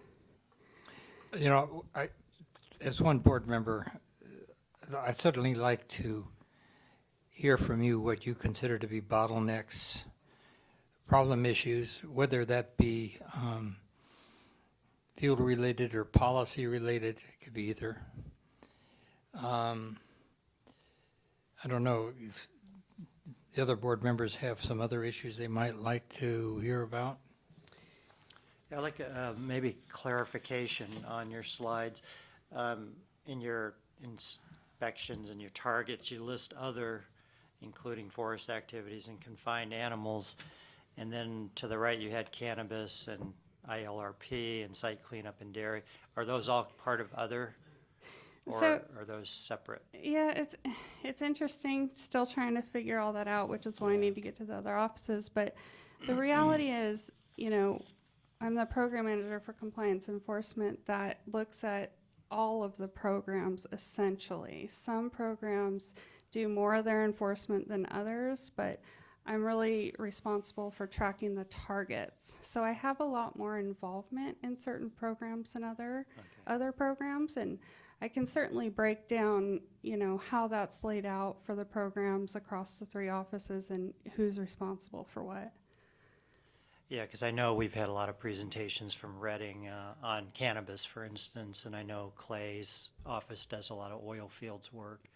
So just kind of figuring out where the focus is and region-wide would be helpful. And then I guess I'm curious, you mentioned trends. I'm kind of interested in what the pathway to compliance really looks like once an enforcement action is initiated, and what kind of success ratio you have at each stage of the process. Once you issue an order, how many of them come into compliance within what time period, or do you have to refer it to legal, that sort of thing? Okay, that's something we can look at. Probably be very specific depending on the program. Absolutely. And I would also add, if you think of something that you want to focus on, this is meant to prompt discussion, but we can engage. Carrie and myself can talk with you one-on-one. We can talk with you with the new AEO. And I think, Mark, in terms of your question about how enforcement is organized and what the channels of communication are, it's messy right now. And I think that it's due in part to the fact that we've had the growth of some aspects of the office. The cannabis program has grown, the oil fields program has grown. So they have almost their own self-contained enforcement units, and that's how the kind of personnel was allocated from State Board.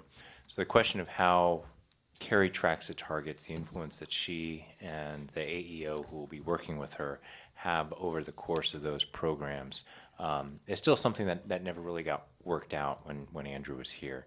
And my vision for what the next AEO will be doing will be working to clarify those distinctions. Who reports to whom, what type of information, how often, when do they have to check in to get clearance to move forward with an enforcement case, when will those interactions happen? And I think it happens very differently throughout the different regions. We work quite a bit with the Office of Enforcement. The Office of Enforcement also notes that everybody does it a little differently. But I want to make sure that those channels of communication are very clear and well-defined, and so that we know kind of if cannabis is running their own enforcement shop, what input Carrie has with the program manager to figure out where the enforcement efforts will be concentrated within that program, recognizing that we can't get to everything in any program. There's going to be some prioritization in virtually every single enforcement program that we have. So that's a big challenge, and I think that's something that I'm glad Carrie is in that role.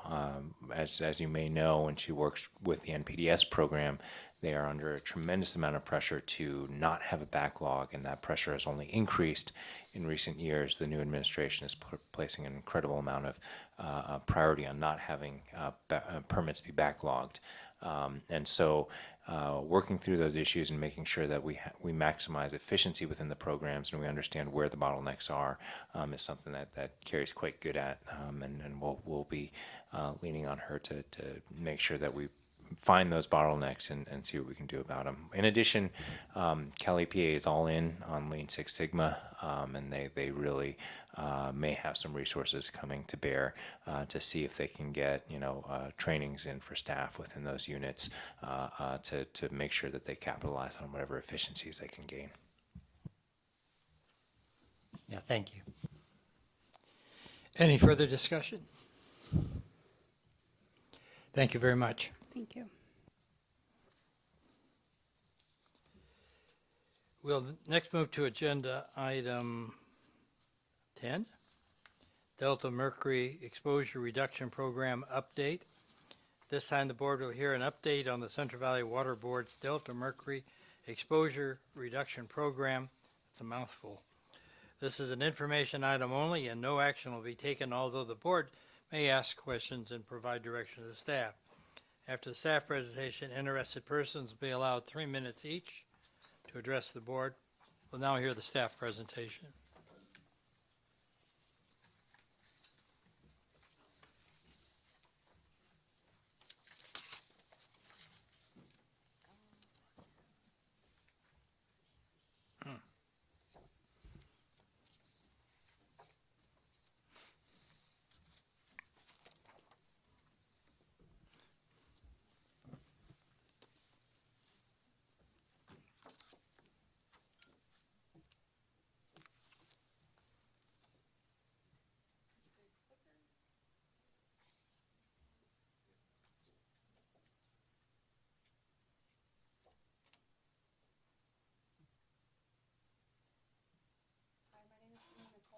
Is your microphone on?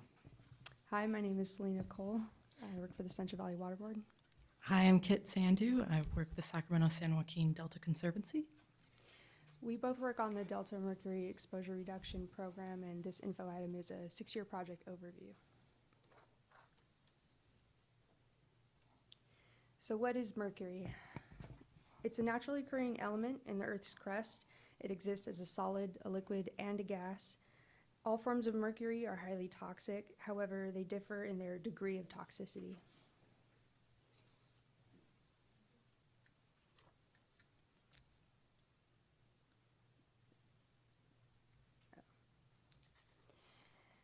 Mercury can be found in the air, soil, and water. Methylmercury is a toxic form of mercury that forms when bacteria react with mercury in water, soil, or plants. Typically, it's produced in mercury-laden sediment, like that from legacy mining operations. The terms methylmercury and mercury will be used interchangeably in this presentation. This graphic incorporates a lot of complex concepts regarding mercury sources and transformations, but what I'd like to draw your attention to is the big hungry fish at the top of the food chain. And the animation may or may not, oh, there it goes. So trophic levels, smaller organisms are at the bottom and larger predatory species are at the top.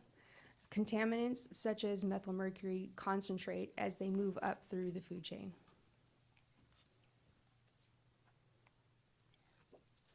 Due to our unique mining history, there are many locations throughout California affected by mercury pollution. This map shows gold mines in gold and mercury mines in red. It's important to note that a lot of the mercury from the mines along the coast were transported to the Sierra Nevada mountains and used in mining processes to enhance extraction.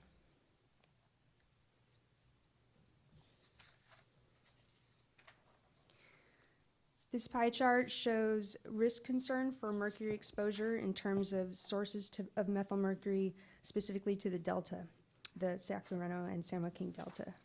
The largest source of methylmercury are sources outside the delta or tributary inputs. Wetlands and open waters in the delta also produce methylmercury. As you can see, wastewater, agriculture, and urban runoff are much smaller contributors. There's one slice missing from this mercury pie from atmospheric deposition. Staff are working on determining this contribution, as are many other scientists. So what is the risk? The risk of mercury in fish can cause health problems.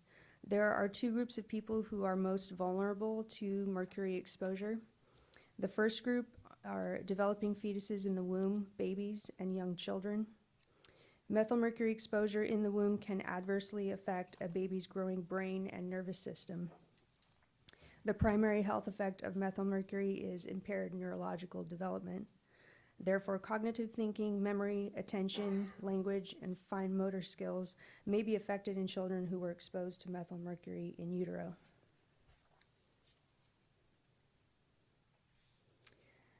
The second group are people who fish and eat the fish they catch from the delta frequently, and their families.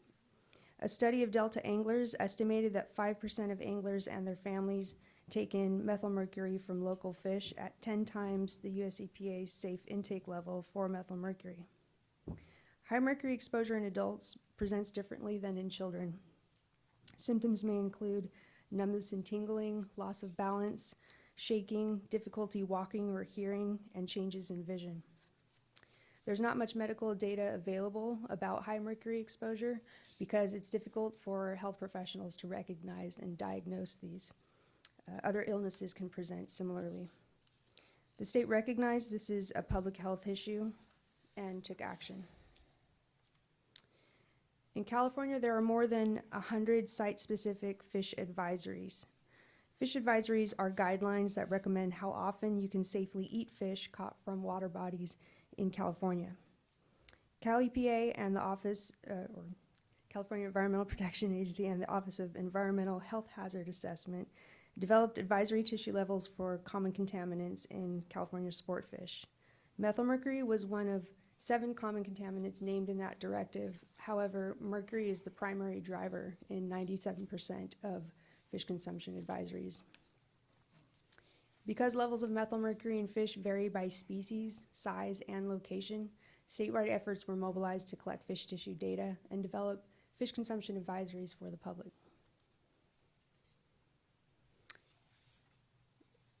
Let me go back one. Note the magnified box from California focusing on the delta. So the delta has been listed as an impaired water body on the Clean Water Act Section 303D list because elevated concentrations of methylmercury in fish tissue pose a threat to humans. Since 2007, the Office of Environmental Health Hazard Assessment has issued consumption advisories for delta fish. They were updated in 2012 with data from Region 5. The 3 delta advisories are Sacramento River and North Delta, it's north of Highway 12, and the Central and South Delta for water bodies south of Highway 12, and the segment of the San Joaquin River starting at the Port of Stockton going to the Fremont Dam.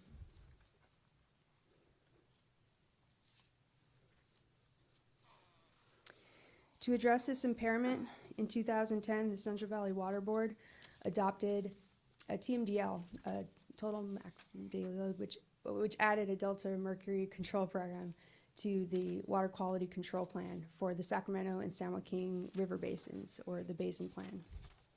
So the Delta Mercury Control Program establishes a total maximum daily load, or TMDL, and a control program to reduce fish methylmercury levels in the Delta and Yellow Bypass.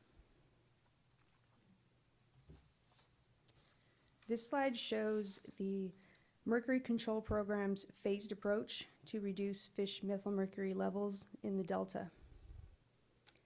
You are here where the orange dot is. We are currently at the conclusion of the methylmercury studies.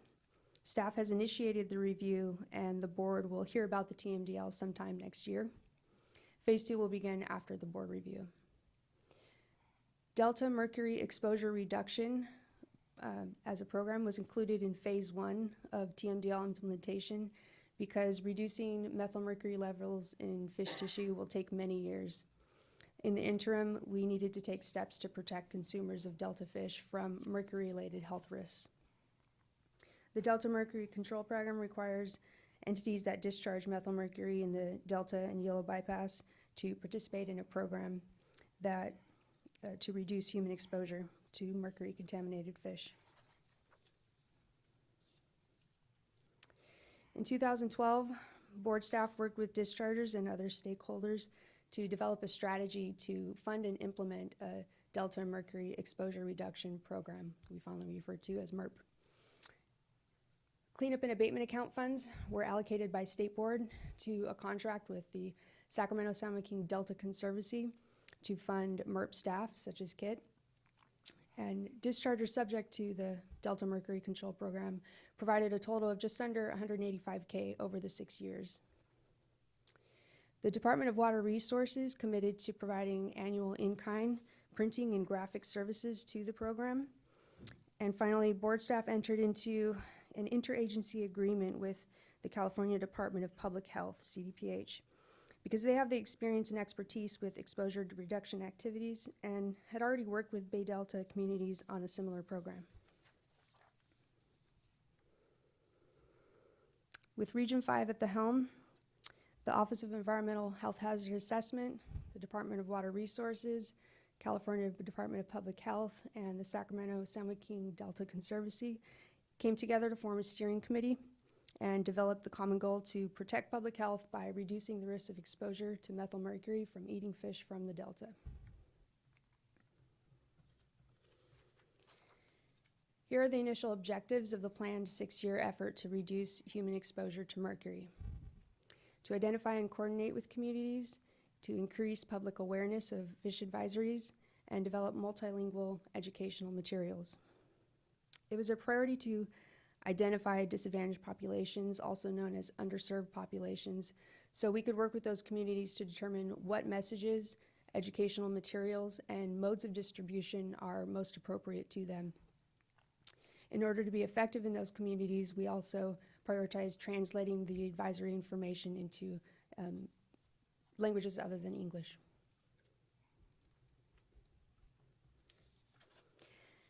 While continuing efforts towards the initial objectives, MERP staff elevated these 3 priorities for the last half of the 6-year program in 2017: to develop limited English proficiency materials, prioritize tribal outreach, and create program sustainability. The program activities developed to achieve the objectives are convening stakeholder group to develop multilingual educational materials, conduct community outreach, and advisory signposting.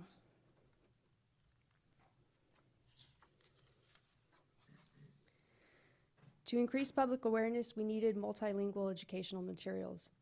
We translated the existing English fish advisory brochure into 8 languages to reach vulnerable groups in underserved communities.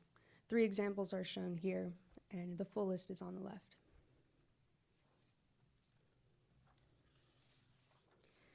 After translating existing materials, the program shifted focus to developing limited English proficiency materials, or LEP. As you can see in the image on the left, previous materials required a high level of English proficiency to convey messages. We recreated this former graphic into the image on the right, which shows step-by-step fish preparation graphically. All of Delta MERP's graphics went through a testing and review process so we could clearly convey messages to the LEP audience. About that process. Both language translations and graphic development activities required an iterative process of developing, testing, editing, producing, and distributing. Challenges, the biggest challenge we encountered is translating into the appropriate language dialects for our region, and the biggest concern and challenge was balancing risk communication. It's a field all on its own. So the eat fish for health benefits but be selective to minimize risks message is difficult to balance.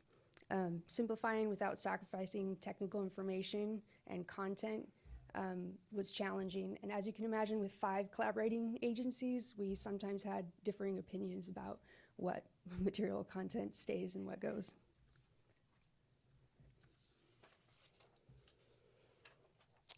So we also knew we couldn't post fish advisory signs in 9 languages at each location. So it was important to redesign the fish consumption poster for a broader audience. We added graphics and redesigned the poster to help convey advisory messages to those with limited English proficiency. Note the red, yellow, and green forks that were added. The new design was shared and tested through community-based organizations, which Kit will tell you more about now. So Delta MERP, if you could go next for me. Delta MERP awarded small grants to community-based organizations in underserved Delta communities, including programs providing services to women and children. The goal of providing small grants was to raise public awareness and understanding by helping communities integrate exposure reduction activities into their existing programs. As you can see in the pictures, the bottom photo is showing a child care clinic, and in the top right-hand corner, that's a nutritional workshop that we worked with CalFresh. These community-based organizations distributed MERP educational materials to their program participants, which included parents and children. They also tested and reviewed our draft materials by collecting feedback from those children and those parents, along with their staff. We got their feedback and we were able to learn which languages they needed and how to best develop the graphics. Click next, sorry. So MERP provided grants to 13 different organizations over the course of 3 grant cycles. Each community-based organization provided presentations, clinics, one-on-one sessions, support groups, trainings, and different workshops specific to their programs. During the 3 grant cycles, community grantees provided over 50 staff and volunteer trainings. They conducted outreach to well over 10,000 families and individuals and distributed educational materials within their existing programs via social media, outreach events, and signposting. This was surprising because they were able to do a lot of secondary information sharing beyond their community programs. There was multiple instances where we have seen our materials shared outside of these grant programs.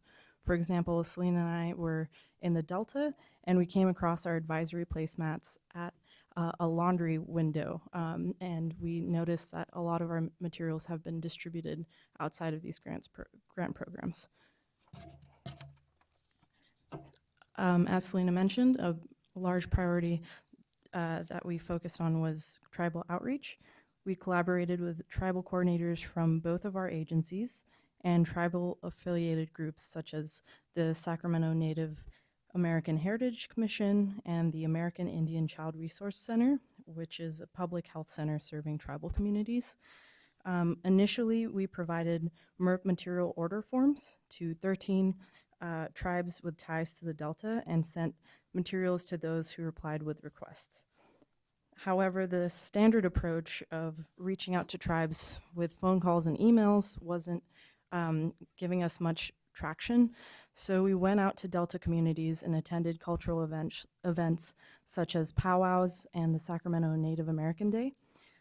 You can never underestimate the power of a spin wheel and candy to draw people in and children into a conversation. The appreciation for our presence and at these events enabled us to distribute this important information to hundreds of people, some taking multiple materials to share with their extended families and friends, others providing us contact information to tribal community educators who we got in touch with. The interest and response we received from tribal communities at these events was far more successful than the traditional email and phone call approach. So along with our tribal outreach efforts, Selena and I were out posting signs in the Delta. As you can see, Selena is posing with one of our signs in the right-hand corner. MERP staff developed a sign posting protocol to ensure we gained the appropriate permissions to post signs and to identify site coordinators to help maintain the signs. We collaborated with state agencies, cities, counties, regional parks, private business owners, and property owners. We posted 132 signs at public fishing access points, fishing piers, parks, bait and tackle shops, harbors, marinas, RV parks, camping grounds, libraries, and educational centers. So as you can see from this map, there's multiple red dots.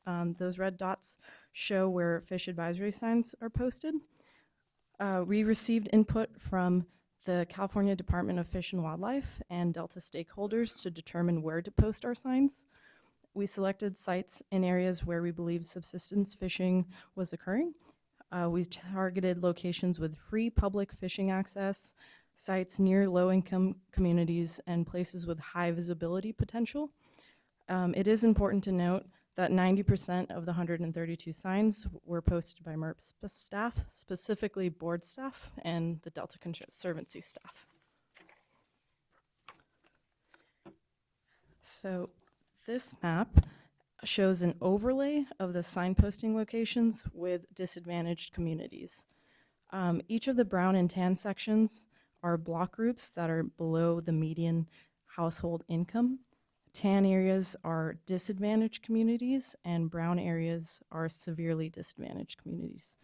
Almost all of our sites are posted in or near underserved communities, but we wanted to know if people are noticing. To do this, we funded an independent third-party evaluation to measure signposting effectiveness, to determine if signs are increasing public awareness.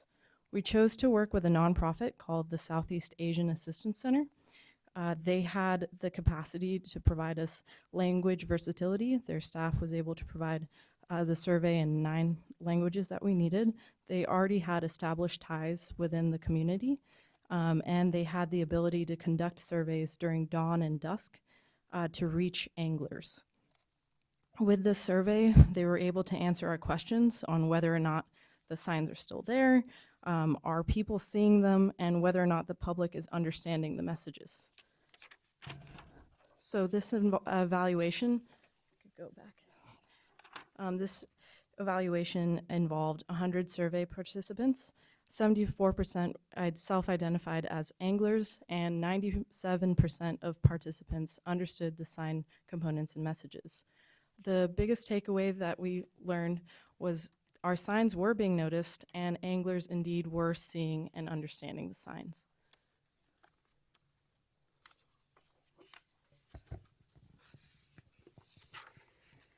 So the funding for this program will end soon, and there's no long-term funding identified to continue this work. While water boards and Delta Conservancy staff led this 6-year effort, the exposure reduction program goal is more aligned with public health education agency missions. This is not a Delta-centric issue. As you saw in the California Fish Advisory map, many areas in our region have site-specific health advisories for methylmercury in fish tissue.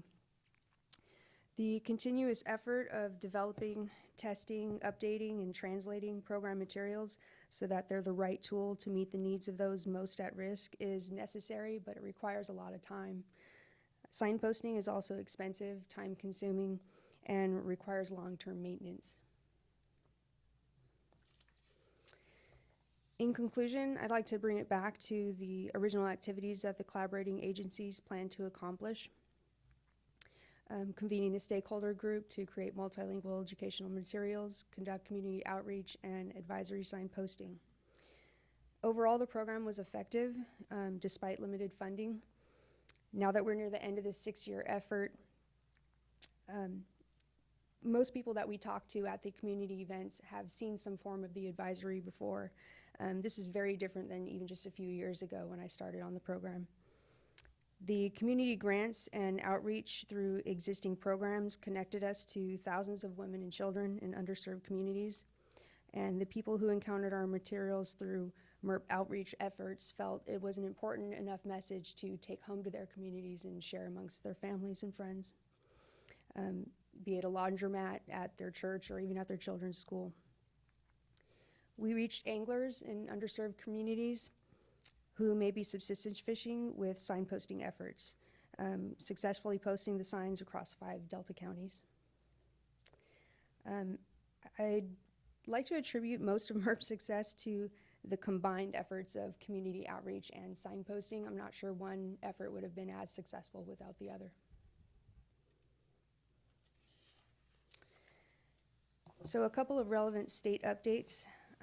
AB 762 was signed by our governor last year, and it requires local health officers to post site-specific fish advisories. The work on the mercury exposure reduction program showed that reaching people takes more than signposting, and no state funding has been allocated for this yet. We also noted that at some locations we posted, there were already public health signs regarding harmful algal blooms, E. coli, or other safety warnings. Future efforts should be aware that there's a potential for public health warning overload.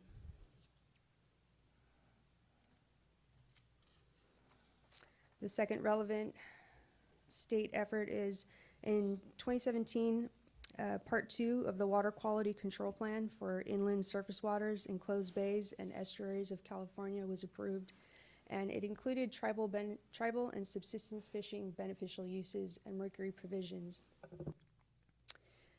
New mercury fish tissue water quality objectives aim to protect wildlife or people that consume fish contaminated with methylmercury. Continued outreach to tribes is needed because board staff are currently developing guidelines to designate water bodies in our region with this new beneficial use. So here are a few sustainable program activities that board staff can continue beyond 2020 without additional funding if the board directs staff to. We could continue communicating with the communities and tribes that we've developed a relationship with to provide health advisory materials and translate them as needed. DWR, the Department of Water Resources, continue to provide annual printing services, and we have a standing translation services contract here at Region 5.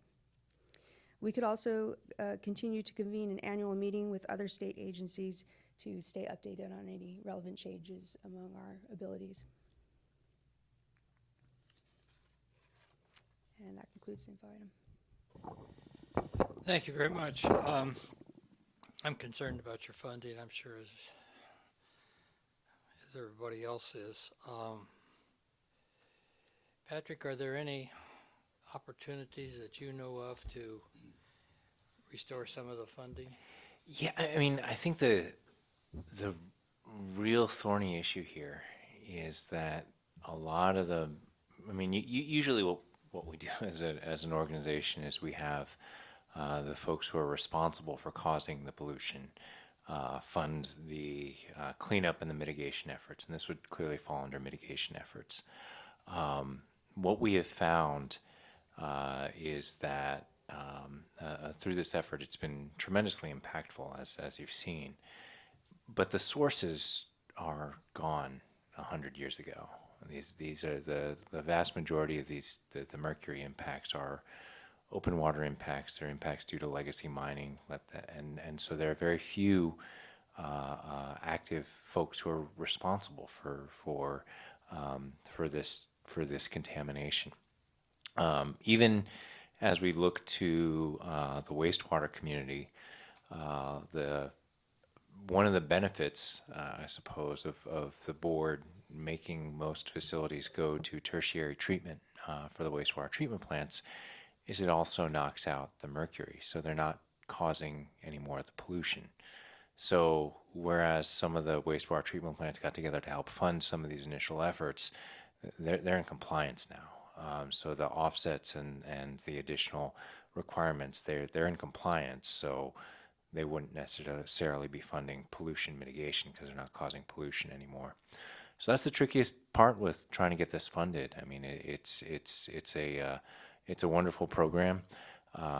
It's a program I think that has had a very meaningful impact in the lives of folks who depend on this food source. Traditionally, these type of programs would be funded through, say, CDPH and their efforts, but this is something that when the Basin Plan Amendment was adopted and when the TMDL was adopted, the board said that there's nobody doing this, so we have to step up and see if we can do it. And the state board partnered and put up some funds, and we had some matching funds from a number of different other sources, and we got this program off the ground. The hard part right now is that funds from the cleanup and abatement account, they're not sustainable, and we don't have a readily source of waste discharge permit funds to pay for these type of efforts. So we gotta get creative. I don't know where the funding's gonna come from, but it's a tricky issue. Well, I appreciate how they showed the surveys that you did and that it was effective, your signs were effective. And I know Tam's here from State Board. I hate to point it out, but maybe Tam, if you have any input or any ideas how to help fund this project or keep it going. I'll think about it. When the State Board member's here, you gotta at least try. Yeah. Oh yeah. Plant some seeds, I suppose. I know. And again, to Tam's credit, she was. I remember taking it in front of the state board, and I remember your comments that this is a wonderful idea, and I think it was a great partnership when it started. But the fact of the matter is, when there's no, it's a good thing to do, but there's no polluters who pay, unlike many of our other programs where you got somebody polluting, hey, you better fork over the cash for replacement water or for mitigation or for, habitat restoration, things like that. A lot of this is due to legacy mining. So I think from my perspective, it's the entire state's legacy. That's, the minings are what made California what it is. And I think that California as a whole bears that responsibility to kind of make sure that where we got our start, where we make sure that we are covering up and cleaning up the pollution that was part of that. But in terms of readily available funding, man, I rack my brains and try and think about how to sustain this program quite regularly, but there's no easy answer there. Well, I think that's something we need to continue to discuss and explore.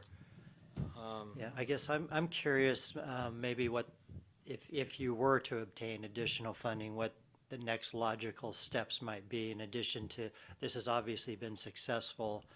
It seems that there'd be opportunities through social media to reach out to more of the anglers themselves, or even tie the sport fishing license process through Fish and Wildlife to expanding this communication, or even making somebody who gets a fishing license acknowledge that they are aware of this before they get their license.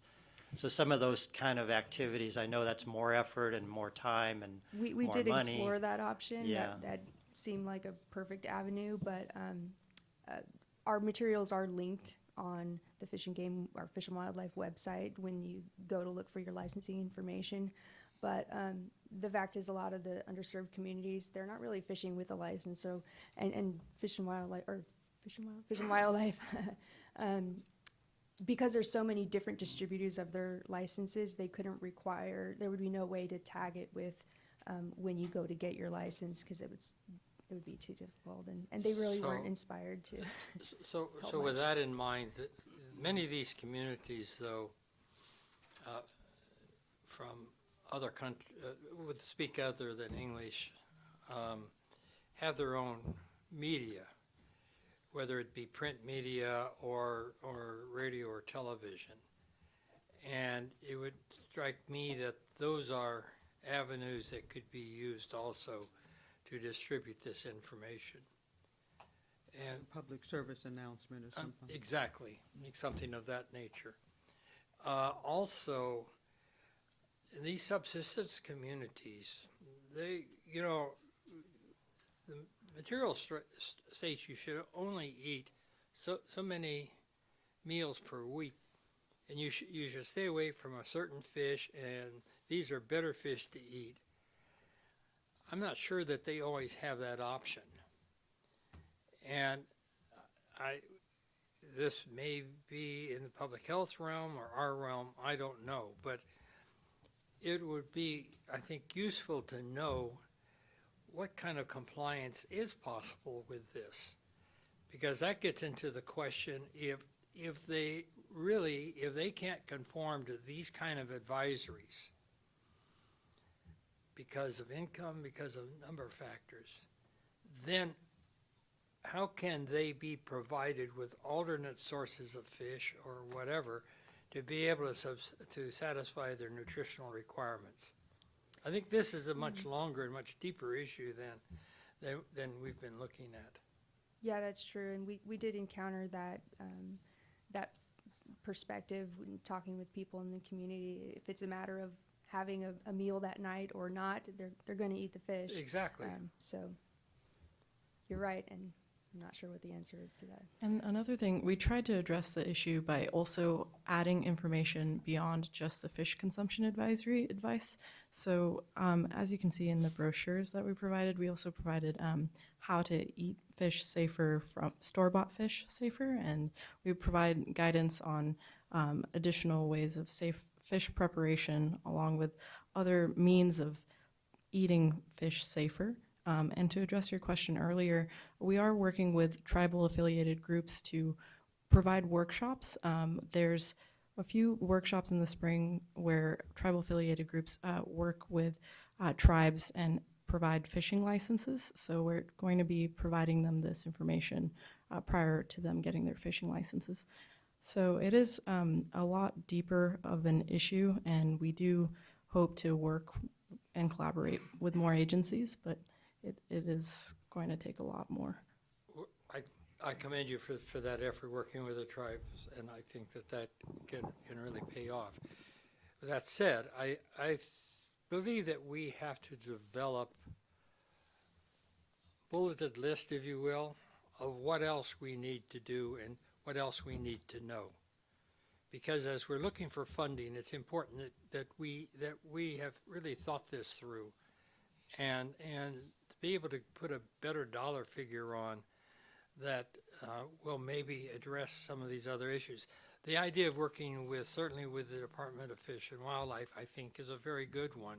I think we may have gotten a little bit of pushback. I think we need to keep pushing. We need to make, how can the people who do get licenses be better informed than they are now? How can we assure that they are? And then, of course, as you pointed out, disadvantaged communities, that's a whole different issue.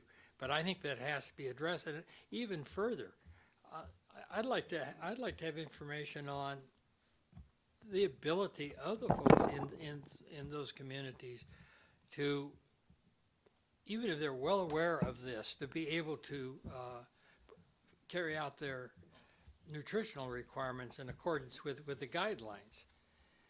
And I think that's an important question that we haven't had answered.